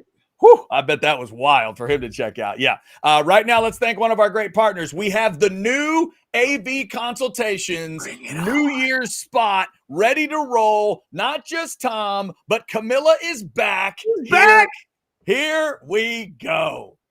Hi, this is Tom McKay, owner of Audiovisual Consultations. We've been providing custom electronic systems for Central Texas for more than 36 years. And Old man, I think they all know who you are and what your company does. This is Camilla McKay. The old man believes in big fun and big ideas. He can make dreams come true, so why not dream big? I've been up in Boston, but I know the old man and all his friends and fellow radio heads have been spreading the holiday spirit here in Texas. Why should we stop there? Keep spreading the good feelings all over. Audiovisual Consultations carries all major brands of televisions and stereo equipment at prices you can't find in stores. And you don't have to leave your house. Just like Santa, they deliver the gifts to you. Yeah, I like that, kid. Throw a party, hang out with your friends, catch a concert. That's all fun and good, but can we get back to the business? You can give us a call at 512-255-8678 or visit our website at avconsultations.com for some cool electronics. Oh, now you're forgetting something. And as always, hug your kids. We only pretend to be annoyed. Watch some games with there it is. Happy New Year, 2025. Getting started. AV Consultations if you want to get that bad ass set up. We got a lot of super chats in. Jay had an interesting one. This goes back to the post-game show a little bit. $5. After the rewatch, do you now understand why I had a disgust/embarrassment stage last night? And on rewatch, did you hear the 4th and 2 thing that I mentioned? Jay, I missed it. I made the mistake of recording the SEC Network version, so I didn't hear the main version. Also, I apologize for telling people to check out the Craig Way version. I didn't know they were going to trap Craig in the Skycam channel. That's bad, Seaway. You got to see if you can get him to change that. So I did not see it, Jay. Catch, did you watch the regular version and catch the thing Jay was talking about where like Sark was yelling about the 4th and 2 play because maybe he didn't call that? No, I saw it in real time. He was yelling about it being the play being too risky. Okay.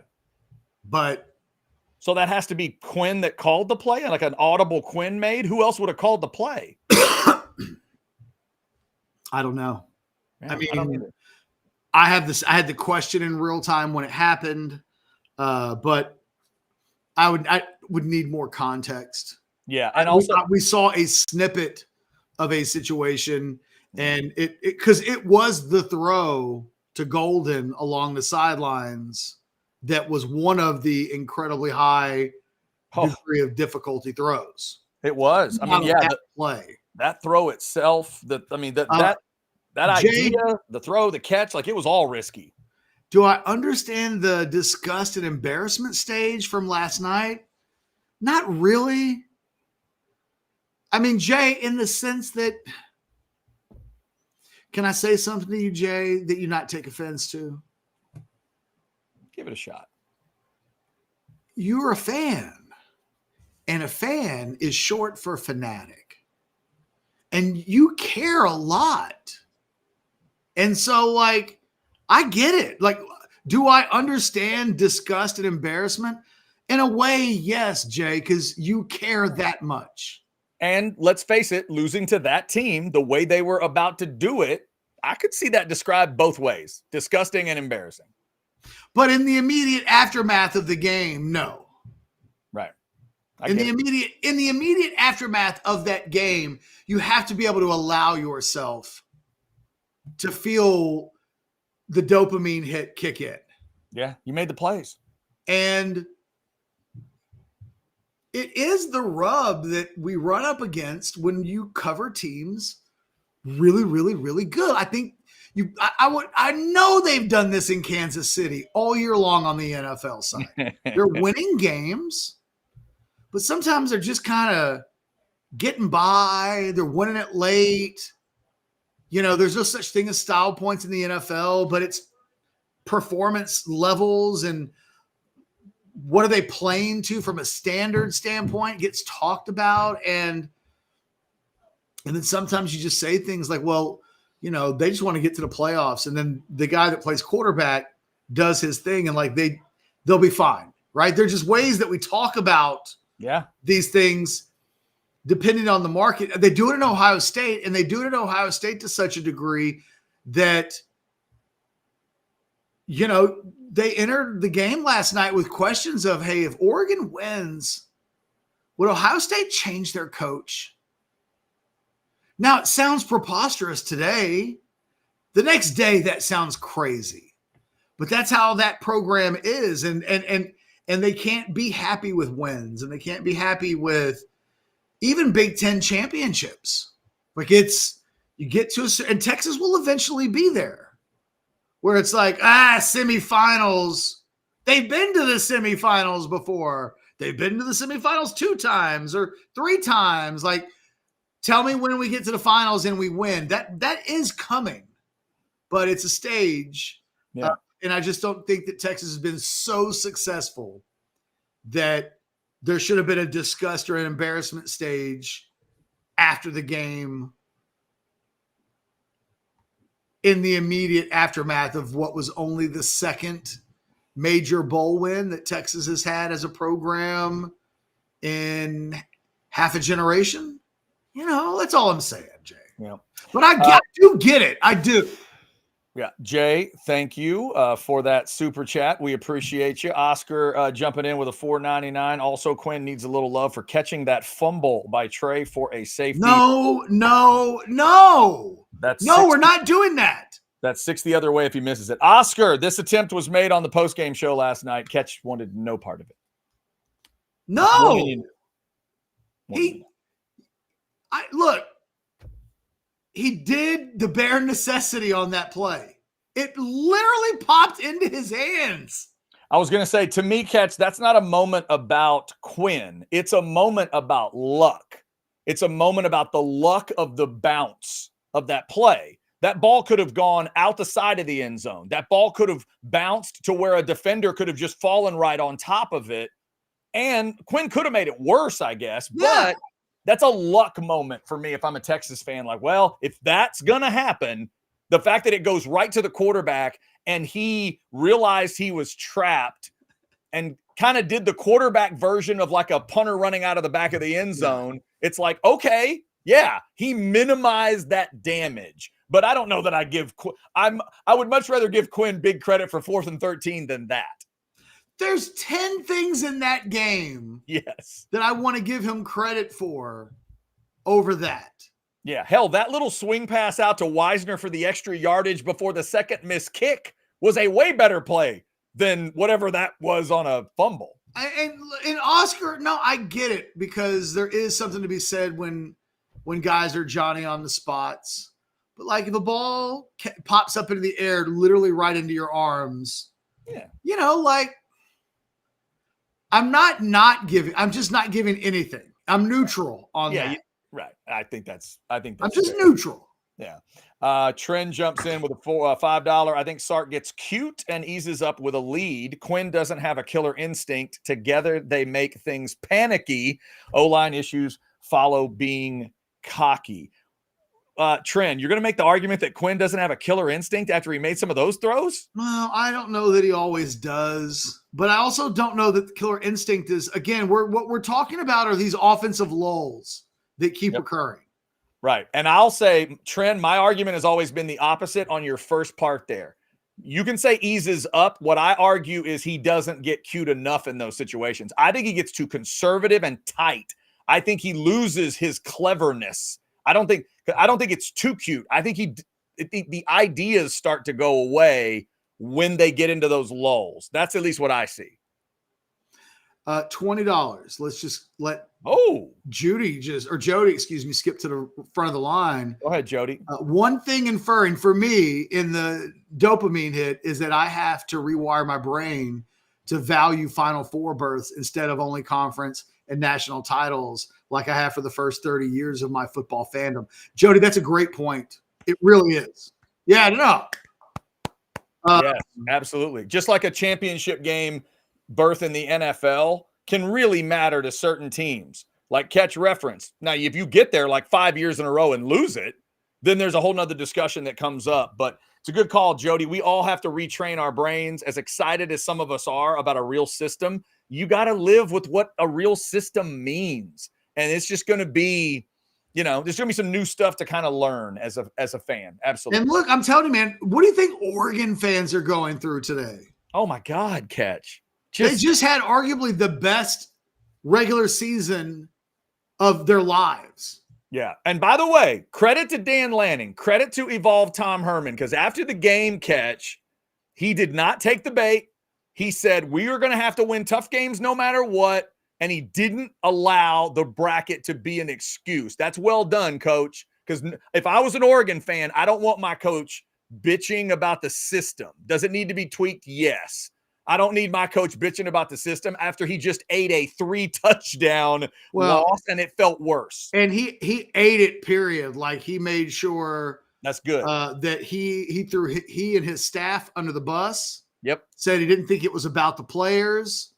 He thought it was about the coaches not having them prepared. And that's what at the end of the day, like I respect the hell out of somebody who will own it like that. I mean, he knows who he is, and he can take it. And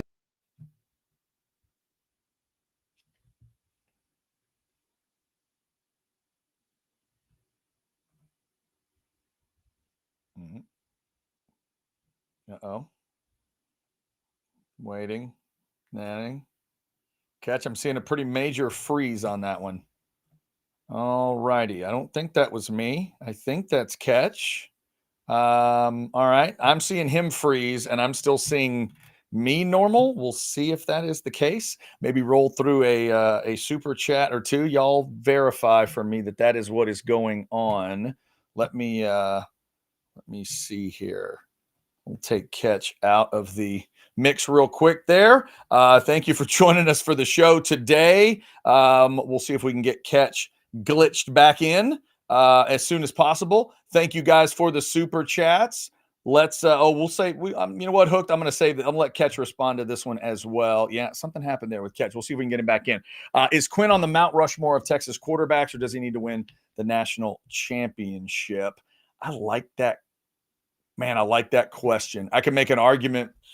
Both ways. We're going to hold that one. I'm not going to Hooked. I'm not getting rid of it. I promise. We're going to get to that one when Catch gets back from the break here. Also, while he is resetting, let's give Specs their love. The Specs chat has over 1,300 of you in there right now. Get restocked after New Year's, whatever you need. Hey, you got another playoff game to get ready for, Texas fans, in 8 days from when we're talking right now. Let's hear from Lisa.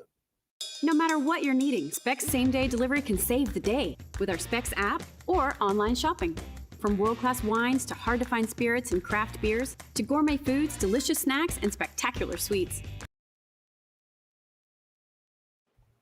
And there's Mr. Ketchum back. I think we're good now. Catch, you back with us? Let's try to sneak in some buy or sell while I still have a baby connection. Okay, let's do it. You want to go first or second? I'll go first today. Hit it. Let me just get my questions up since I'm back in Restream. Buy or sell number one. The Peach Bowl is Quinn's new signature game for his entire career.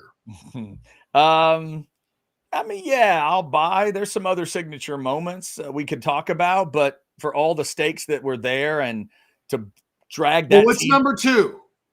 I mean, you know, Tuscaloosa or Ann Arbor, probably.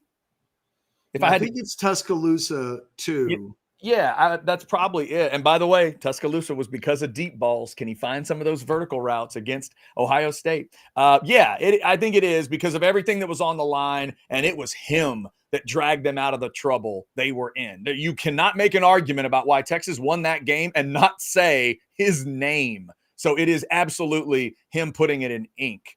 Bailed his coach out last night. I do think yes, he did. He bailed a lot of people out. He bailed his coach, his kicker, and a lot of people out. Buy or sell number two. The Longhorns are the poster boy for the portal, for what the portal can do in a positive way. Yeah. I mean, are they the absolute only team that you could think of? I mean, I guess there's others we could talk about, but obviously since we're so close to it, you laid it out earlier, the impactful guys. I don't think we're going to see a college basketball champion year after year that has none. I guess we may have had one in the last couple of years, but you feel like you're going to see at least one or two on every one of those.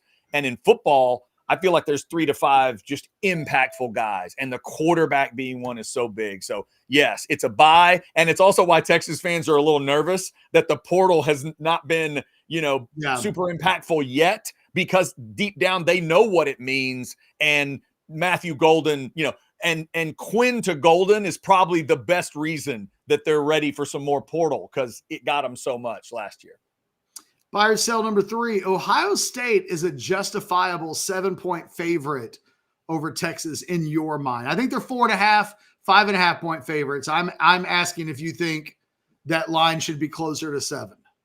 I think that's probably a buy. I think I saw it at 6 today. I think it may have gone up that high. My first gut was 5 or 5.5, something like that. And because part of why you make the line the way you do is football math. It's literally the math of the game. They can't play it out literally, so they have to put it together. Ohio State looks like that. And then you're going to turn off the rest of that. Once that game's 34-0, the Vegas people might not even watch the rest of it. It ends up at 20. They controlled it. They dominate. Texas is in a crazy wild game. So it makes the respect Ohio State deserves is that. Yes, I'd put it at around a touchdown. I'd probably bring it down, Catch, to maybe more like a 5.5 or 6.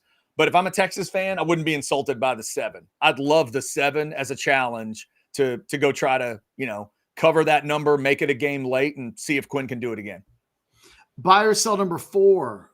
Former A&M wide receiver Noah Thomas is considering Texas among a few other schools per a report from a national reporter at On3. That would irk you, Thomas going to Texas, more than any other A&M transfer departure so far. I'm trying to think if there's anybody else I'd put on that level. For me, it's probably a buy because he represents what that offense needs to be and what that pass game needs to be. Noah's not an absolute stud, but he's been one of their better players. He's consistent. He allows you to go down the field and and he's made plays for the Aggies. The big long run, catch and run against Auburn, the other touchdown against Auburn before the Aggies eventually, of course, blew that lead. But Noah Thomas has been, he's an extreme kind of poor man's Mike Evans in some ways, but he makes some of those kind of plays. I feel like he's sort of a glue guy. So yeah, Catch, that one bothers. When I saw that yesterday, that one really bothered me because I like Noah and I think he's important for Colin Klein and the message Klein's trying to put together. That offense just feels like a sloppy argument right now. I like the additions that A&M had at wide receiver a lot more when it was with Noah. Yep. So it was like, oh, you're adding that to Noah Thomas? Okay. Exactly. If you give me what Noah Thomas can do, plus what you hope Micah Hudson can do, look the hell out. Yeah. Then you got a chance to put an offense out there that might get the attention of other big-time receivers. Losing Thomas takes some of that steam for me. Yeah, I mean, the guy almost had double-digit touchdowns. He made big plays for Wigman last year too, when Wigman was still trying to find himself before he got hurt. He's made plays for the Aggies. He's a proven SEC level starter, and I would imagine. Everyone worth their salt should want that guy. You should want Noah Thomas. It will crush me that he won't wear A&M's colors. You should want him to wear yours. Texas fans, you want that guy. Trust me. Chad, hold on. Go for it, Heather. I'm on. So sorry. Yeah. And finally, buy or sell number 5. It's a game of hotter than. Yes. Prime on prime. Mm-hmm. Arizona State women hotter than Texas Tech women. Oh, this is interesting because there's obviously there's a lot of hotties at both. I'm going to buy Catch because you get a little more of the sun-baked version versus the wind-blown version. That wind brings a lot of dust with it in Lubbock. They can't always control what it does to the face, but the Arizona State version, it's a dry heat, less sweat, and the sun's really cooking it up nice. I'm going to buy that one. I once had a coach said, well, hell, they might have dirt in their teeth, but they're still great looking. They're still teeth, right? Well, that'd be the Tech over OU argument, right? Maybe they have dirt in their teeth, but at least they have teeth. Okay, fair enough. All right, well, those are my 5 questions. All right, here we go, Catch. Let's hit buy or sell number 1, and this will kind of lead back to a super chat as well. Quinn had his moment and hit the bar for the season, but he's got to beat Ohio State to pass Colt. Oh, I don't even think that does it. Okay. He'll need to win a national championship to pass Colt, and he's not there yet. Okay, quick sidebar because somebody threw this in when you were resetting. $5 from Hooked. Is Quinn on the Mount Rushmore of Texas quarterbacks, or does he need to win the Natty? Where's that for you today? It's a tough one to answer because of the presence of both Bobby Lane and James Street. Mm-hmm. James Street has no stats, but he was the quarterback of probably the second most infamous Texas football team of all time. Yeah. And Lane doesn't have the title, but he's Bobby Lane. He's Bobby Lane. Yeah, right. It's tough. And so it's what you do there. So a lot of times when I have this conversation, Hooked, I do it from the last 50 years, primarily because it eliminates James Street and Bobby Lane from the conversation. If you look at it from there, then it's Vince and it's Colt on your Mount Rushmore. And then along with Quinn, it's Sam Ehlinger, James Brown, Major Applewhite, Chris Sims, Peter Gardere. It's that group of guys, at which point I would say that Quinn is on that Mount Rushmore. Yeah. I would too. Is he on the Mount Rushmore? No, I don't think I could take James Street or Bobby Lane down for Quinn. But if he were to win a national championship, I reserve the right to change my mind. I think at that point, I do probably bounce James Street. Yeah, that might happen. All right, Catch. Buy or sell number 2. I saw Ohio State at -6 today. Early gut. Take Texas in the points. I'll go buy. If you're giving me Texas on almost a touchdown, sure. Right? I'll take my chances. That protects me against a close Ohio State win. I do think it's going to be a really good game. I'm probably going to pick Ohio State to win the game because I just think they're in better form. But I expect it to be really close. Yeah. Speaking of games, buy or sell number 3. Notre Dame beats Georgia today. Sell. Give me Georgia until a Notre Dame beats a Georgia in a game that really, really matters. You'll forgive me for having doubts. How much street cred could Marcus Freeman get today? How much rep and just everything could he's already got some numbers no other Notre Dame coach has. And now he's the only Notre Dame coach that's ever been in like this real a playoff system. And if he beats Georgia, good grief. That'd be wild. All right, Catch. I have a couple of birthdays. Who are you rooting for in that game? Whom I rooting for? Yes. Oh, Georgia. Easy. Because Notre Dame's on your short list, right? Oh yeah, Notre Dame's on the short list. Absolutely, they're on the. If you don't have enough time to put something on your helmet, I don't have enough time to root for you list. That's what list they're on. All 3 of them. That one right there, that one right there, and that one right there. Boring, boring, and boring. I don't root for boring helmets. That's what the 5-year-old in me says to do. All right, Catch. I got 2 birthday hotter thans, 1 on each side. So, ladies, and those of you that are into the guys, this first one's for you. Catch, buy or sell number 4. Tay Diggs is 54 years old today. Prime on prime. Tay Diggs, hotter than Idris Elba. Ooh. Let's go prime on prime. Super hot, super charismatic, black actors. I'm going to have to go buy that. Really? Okay. Whereas Eldris is he's an incredibly handsome man. He's got the British thing going for him. But I just don't know if those guys are taking their clothes off. Diggs, I think's your winner. Okay. All right. I mean, I've seen Diggs in enough movies where he's got clothes taken off. He's a handsome man. He's sculpted. He's, I don't know. I don't know that I've ever seen Eldris and thought to myself, like, Greek god. But all right. Remember, like, Stella got her groove back because she went and hooked up with a young Tay Diggs. That is true. I think I would go with Tay as well. Happy birthday to Tay Diggs today. And finally, Catch, buy or sell number 5. Let's get villainous. Tia Carrera is 58 years old today. Movie villain hotter than. Tia in True Lies, hotter than Maggie Q in Die Hard 4. We're going deep cut. What an exceptionally random question. Thank you. I did a little work on this one, and I think it's an interesting comparison. They have some similarities facially. We're talking about 2 just incredibly exotic brunettes. And I enjoy both performances because I hated them both in those movies. I want to know what you're doing here. I'm going to go buy. Yeah, she was great in True Lies, man.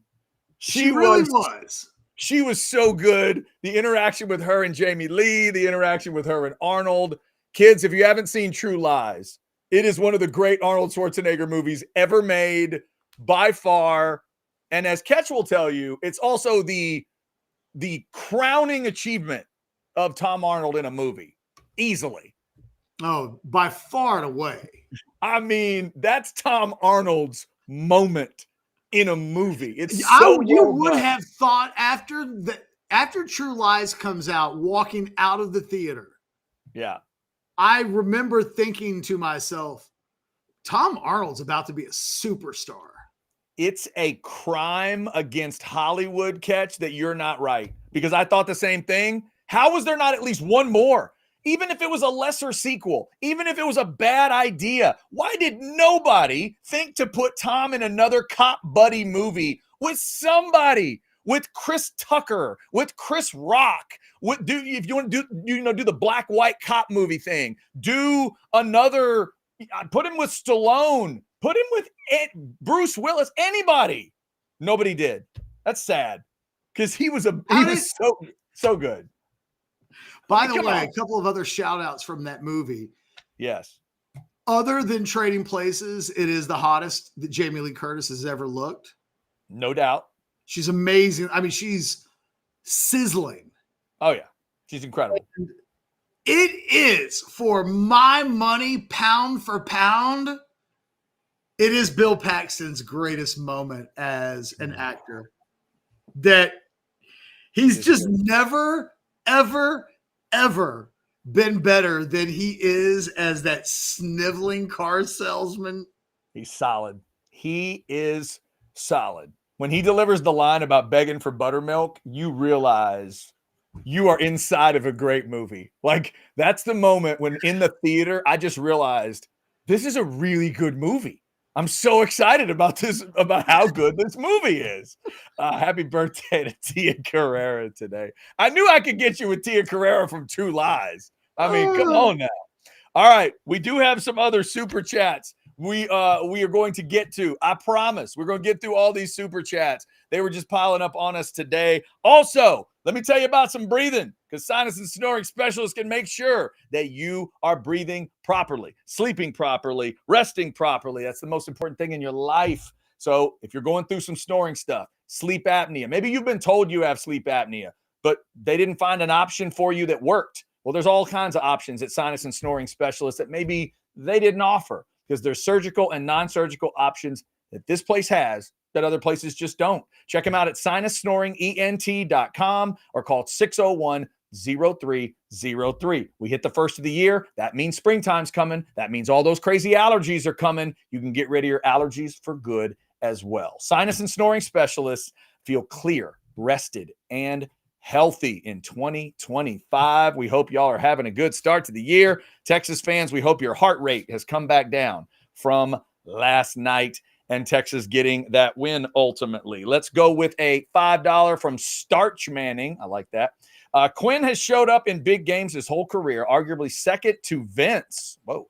Finally, an underdog role. O-line and blue need to show up at the Death Star. You are going to get an underdog role.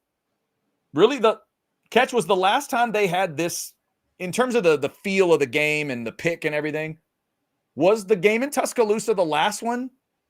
Because Michigan wasn't favored in Ann Arbor, were they? No. I think Texas was the favorite in that game. Was Georgia the favorite in Austin, or was Texas the favorite? Texas was, but wasn't Georgia the favorite in Atlanta? Georgia would have been the favorite in that game. That's true.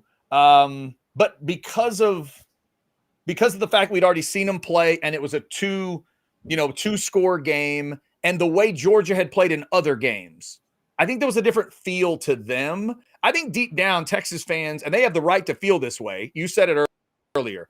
This is one of those games where you're just nervous if Ohio State train keeps rolling, because in a way, I would feel like it's not even about my team in some ways. If I'm a Texas fan, is this team just that good? They just put 41 and 42 on the opponent, and the opponent got 17 and 21.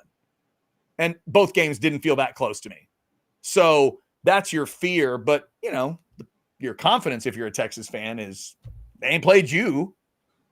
Who they play? No, and I think Texas will be super confident going into this game. Yeah, I do too. It's just, it really comes down to, can they play 4 quarters of quality football? I'm not worried about the 2 best quarters of this game that they'll play. Right. I'm worried about, and it's the same, it's a conversation that we have with Quinn. In their bad time, whatever the bad play is, you would hope that your bad play is still really good, right? Well, we're not great at our worst, but at our worst, we're still really good. And don't be horrible and sloppy and all that. And overall, I thought they did a decent job of some of that. Now, the interception against Arizona State did ultimately turn into a touchdown. So that's not good. Well, where their problems are is all season long, their worst,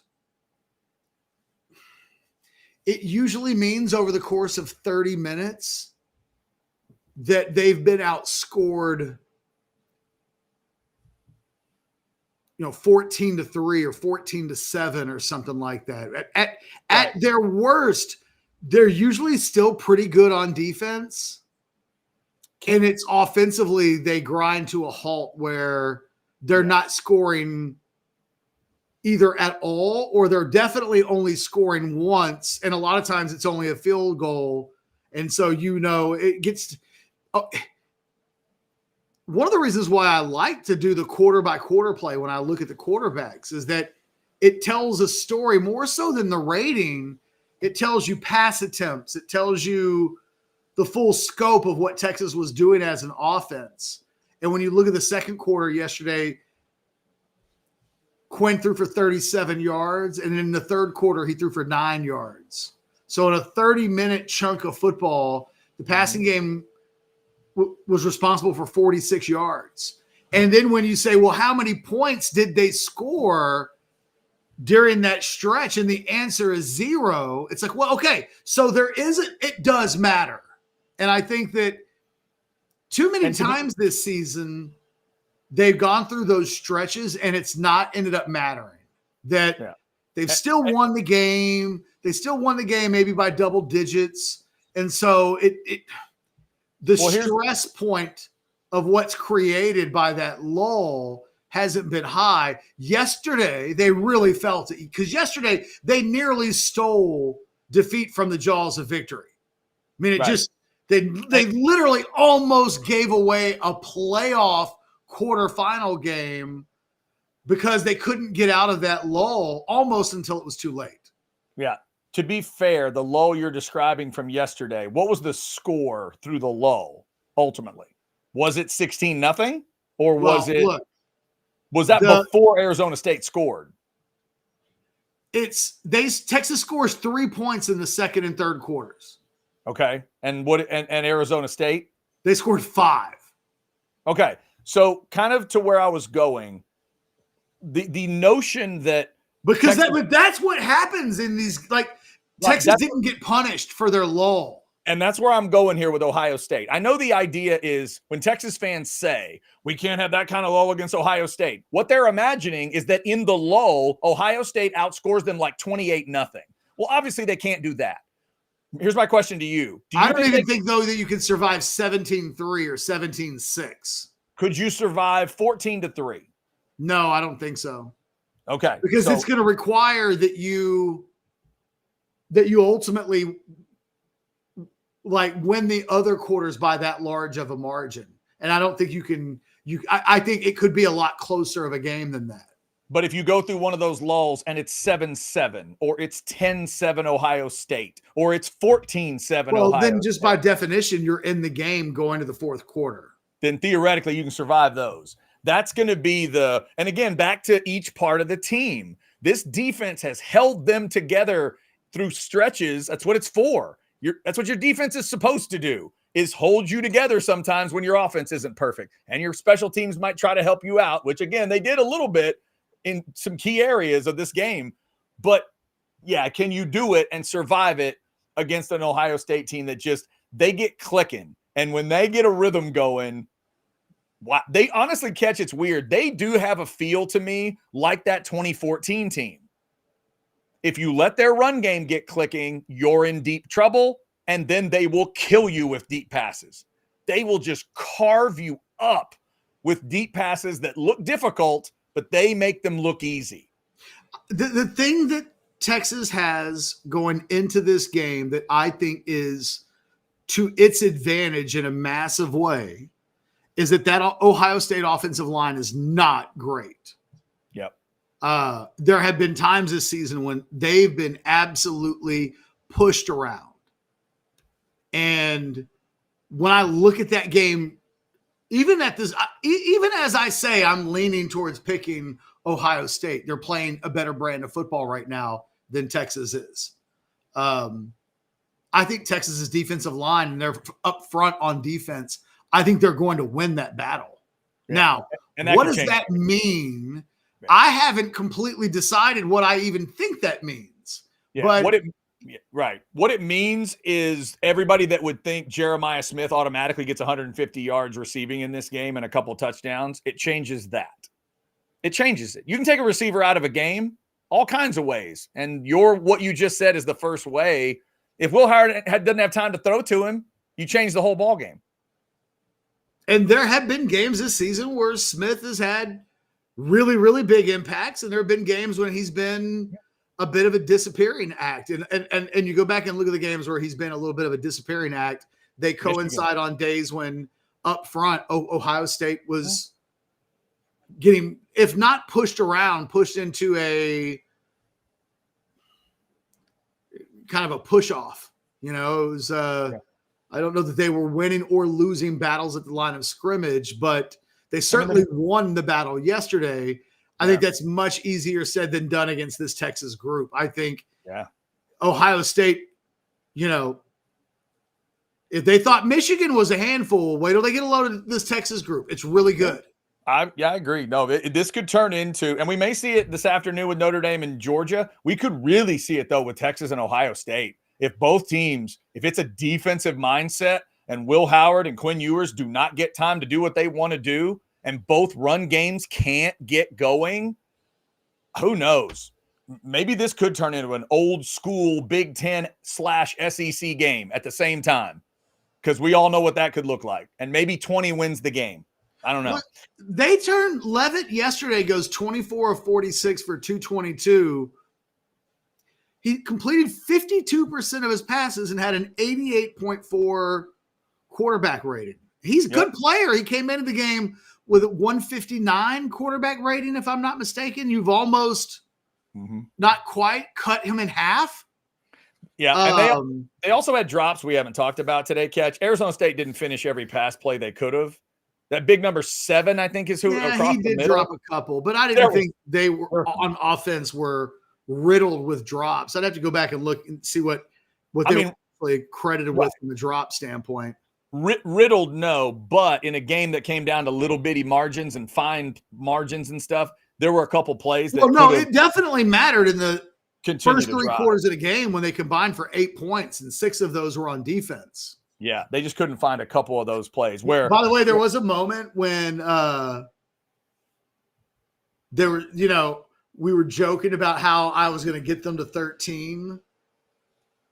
That when they got to 8 yesterday, I was like, no, you can't do this. You made it really hard on me now to get the 31 to 34 to 13 score that I predicted.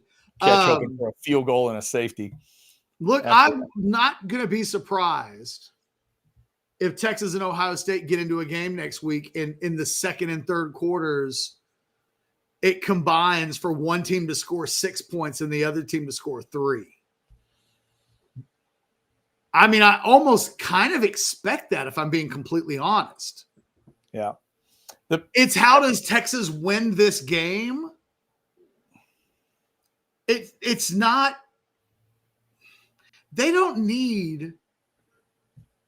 Here's what they need. They could probably afford to score 6 or 7 points in 3 of the 4 quarters, and then score 10 or 14 in the other one, and that's your pathway to victory. That gets you 30, 35 points ish, and 35 wins this game. I think. I mean, I don't know that we're going that kind of shootout. Otherwise, I think 35 should win you the ball game. 20. It took 25 in regulation to beat Arizona State, and I wouldn't have guessed that. So the thing is, both of these teams do have enough on offense that if they get hot, the 2 best units are the 2 defenses.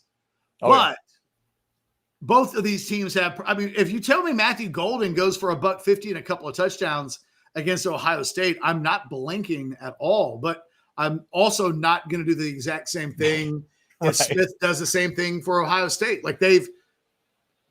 You've got players in this game that'll end up being pros, pro receivers, pro running backs, pro quarterbacks. How about how about safeties? How about Downs and Makuba and Tapp? By the way, Makuba is so much better than I thought he was. He was a very average player at Clemson. Average in a good way, not average like you have to get him off the field, but average in he just did not make many big plays. So when he transferred to Texas, I thought, well, okay, what we know that they're getting is a really solid player. But is that what Texas, a team that's trying to go from the semifinals to something bigger than that, are they looking to go from below average to solid? Isn't that kind of where they were a year ago? They were not above average in the defensive backfield. Right. But was solid, the increase that they were going to make. I had some real concerns about just how high end of a player Texas was getting in Andrew Makuba. And wow, he's been sensational all season long. He's been great. He's been a guy that I think's gotten better. He's gotten more physical in the run game. And his impact on games when he's not making interceptions has been higher down the stretch than it was early in the season. I just can't say enough good things about him. I can't say enough good things about Trey Moore. There are a handful of guys on this defense that when Vernon Broughton and Alfred Collins are two others, when the season started, it was like, yeah, they're okay. They've been okay. Yeah. And the other thing is, and this is a great human nature thing to catch, but you can tell when a team is playing an opponent that they don't think is on their level. Texas didn't think these last two opponents were on their level. You could kind of feel it during the game. In case people didn't catch it, one of the Texas defensive players Instagrammed out a comment about Scattaboo at halftime. Now, that does not speak on high levels of respect for your opponent, but that ain't going to happen against Ohio State. Texas knows Ohio State is great. They know the talent level. They know these guys, and they know it's going to take their best. When Sark talks about when our best is required, okay, fine. That's fine to say after a weird game like that. Texas, they know deep down that if they show up with an average mindset, Ohio State could drill them. They know it, but they didn't think that about Arizona State, and they didn't think it about Clemson. And I would have told them they're probably right, but they know. They know. I think it is potentially the secret weapon in this game for Texas is that there will be fear instilled into them that will be very organic and natural, but what it might cause of them is I think I think Ohio State's had that the last couple of weeks. Yep. I think there's a fear of, they had it against Tennessee. Hey, man, we dick around in this game. Yeah. We lose at home in a playoff game. And I think that got the best out of Ohio State. And you could also feel the edge yesterday of this is the team that beat us. Yep. Bingo. You're right. 100% right. They beat us because we didn't do little things and we didn't do enough. And we've got to show that there was that attitude about it. And you don't always get it. The Yankees don't always get to have that, but when the Red Sox show up, they do. When they play a team they know is great, they do. That's the difference. And now Texas knows. So they may be about to have two of them. It might be Ohio State, and clearly Georgia would have their attention in a title game. But that's what I want to see. These two teams against each other is different than if it was any other opponents, because I think they know. Well, here's what I would say. I think you would rather have the scenario the way that it is versus Texas having beaten Arizona State 41-21 and then Ohio State having beat Oregon exactly in the same manner that Texas did. Let's say double overtime, but they were playing pretty good, and then they gave up the lead, and then they had to hold on for dear life, and then maybe there was a penalty that didn't get called that may have help them not lose the game. Right. In terms of the setup, you're Texas right. Be going into this game feeling like we better be at our best, as opposed to we're the best team in this game, and if we just do what we do, we're going to win. That's not good enough. Not this week. Yeah, because everything would be reversed, and Texas would be a 6-point favorite right now. Yep. Everything would be reversed, and you'd have to go into it with a different mindset. They get to be scrappier in this game. They get to claw a little bit And they've shown they can be pretty good in that setting. Tyler, $5 super chat. Not seeing enough. Texas still owns the Big 12 talk from fans. Let's get it together, trolls. Tyler, it's not a bad point. Let's figure that out. I'll be honest. Isn't the biggest troll ever the fact that I haven't thought about the Big 12 at all? Maybe. Yeah, that's true. That is true. By the way, you also know which team was which when the Arizona State coach afterwards says, there's a lot of people that didn't think we needed to be here. I think we proved we needed to be here. And I'm like, oh, okay, yeah. That tells you which team you're coaching, right? Of those two. It's a perfect comment because now that fan base, he just got an extension. He just got a 5-year extension, and the fans are loving on him because of what they did. $4.99 from William. I woke up and thought those 2 Arizona State players talked their ish and were probably right. Oh, well, we won. William, Levitt was far from the best quarterback in that game by the end. It's not even close. You can't do that one. If you want to say Scattaboo proved that no one could stop him in theory, maybe. He proved that he's a badass and does what he does, and I'll give him all the credit.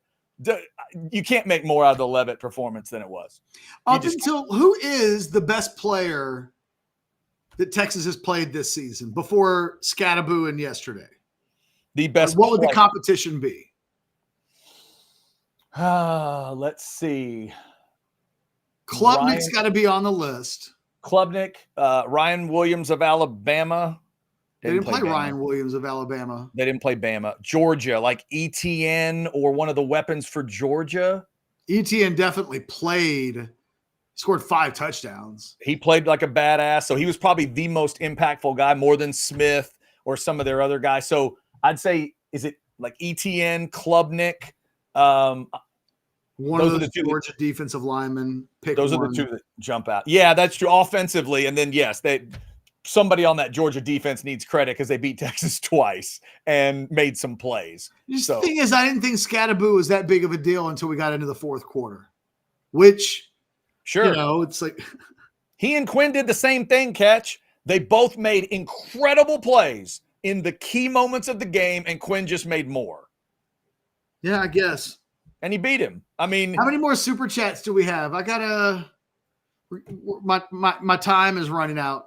I got 7 more super chats. You need to roll? Let's just buzz through them. We're buzzing through. Catch the wave, $1.99. Sark got his 1,000-yard rusher, and Texas has beaten 2 division champs, conference champs is what I'm assuming you mean there. Yes, that is true. 1,000-yard rusher, Quintavion Wisner. Did you have that at the beginning of the year? Mr. 512, $4.99. I don't like how our DBs finger point at each other after getting burned. Quit blaming one another and tighten up. I don't know if that's what happened with Muhammad. I couldn't tell if he was finger pointing or just throwing a hand in the air. That play catch was so confusing to watch. The back end of the flea flicker, or what do you call that? Well, and look, I will say I have not liked the finger pointing that's taken place in each of the last 2 games.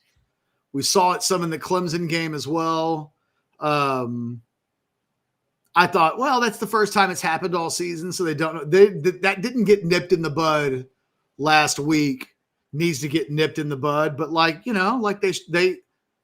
the thing is, they weren't getting burned yesterday. They got burned on that one play that is designed to trick, fool, mislead, and then lead to exactly what happened. I don't think Malik Muhammad's playing bad football, but there's no doubt that teams are trying to go after him. It continued yesterday, which continued the week after Cade Klubnik went after 5. I would expect that they're going to need 5 to play really, really well in this game if they want to win the game. That Ohio State will come in and feel like we need to get our 4 matched up with their 5, and then we need to win that battle. And, I'll just say this, like behind the scenes, I've had people tell me that they don't think Malik Muhammad's on the level of some of the other guys they have in the secondary, that they don't think he's Jahdae Barron, that they don't think he's as good of a player as a few of the safeties that are back there. And, maybe we've seen a little bit of vulnerability in the last couple of games that would flash indications on why they don't think he's a superstar, but still a really good player. Yeah. And by the way, Catch, for everything he didn't do, I think he saved 2 touchdowns. That layout on one side of the end zone to knock it away and then wrestling the ball away from another guy. I think those would have been 2 touchdowns. And I don't think Arizona State got touchdowns in either case. Like Muhammad made a couple plays too. Yeah, look, he gives up the touchdown play on the halfback pass. You don't get to just wipe that from his record, but I thought overall he played well yesterday. Yeah, I agree. Jay Lee back in $5. This Ohio State game is like the second Georgia game. We wanted revenge. We played sloppy first meeting, wanted to make things right, and yet we still played like trash. Trash in the SEC title game? I wouldn't go that far. Yeah, I wouldn't go that far either. Yeah, come on, Jay. You lost a 1-score game to Georgia. By the way, 2-1 now in 1-score games for Texas. Something Sark had not been great at one point, but got an. I was really worried about going into overtime. I was like, this is not the game that Texas wants to be in, and they found a way to win it. He figured out a way to get through it. This is John with a $4.99. How does Coach Banks continue to back the horrible performances of Auburn? Is there an alternative for next year? It's an interesting question. They're doing it because they don't feel like they have anybody that is in the they don't. There's no other option. Catch, they obviously dealt with punter in the portal. You think they're going to maybe look at a kicker? It's not what Coach Banks indicated just a few days ago. Okay. Just a few days ago, he was hyping up the return of Auburn. So I don't know. I don't know what they'll think when this season is over and they've had just even a little bit of time to reflect. Yeah. John, thank you for that one. Our guy ATX Bates showing up here with another super chat. $4.99 for better or worse. I know Texas won't back down from a Hagler versus Hearns fist fight. Do they truly have the Mike Tyson potential, or are they maxed? It's kind of the question, I think, in a way. But it's going to be fun. You're right. They don't back down. That'd be one thing, if I'm a Texas fan, Catch, that I dig about Sark. Fear is never the issue. I don't think fear is that thing. Do things tighten up in certain cases? Maybe, but he seems to dig these kind of games. I just don't. He needs to figure out how he gets 4 quarters out of his football team. And if he can do that, I think Texas wins this game. Yeah. But my confidence level in Texas getting 4 quarters of football are really low, actually. Yeah, I think they're going to end up in a very close game that they lose, and I'm baking in that there's going to be a 30-minute window where they're not very impressive. Yeah, and here's the other thing about timing. Both of these teams, Catch, I think, can get their doors kicked in early. If they show up just off, Texas put 2 plays and a touchdown up like that against Arizona State. If one side is a little shaky, this thing could go 17-0 or 21-0, I think, quickly. And the other team's going to have to really figure it out. So I think it's the beginning of this game is just going to be fascinating. By the way, Sark, Chip Kelly. Oh, my God. We got to talk about that for 8 more days, too. $5. Back to Starch Manning. Scadaboo's the kind of guy to say that coach hated me for why he didn't play. Well, kind of, sure. Did he say that? I don't know. Maybe. I didn't hear that part. Maybe he did. Kid's got a lot of attitude. Final super chat is Brian, $1.99.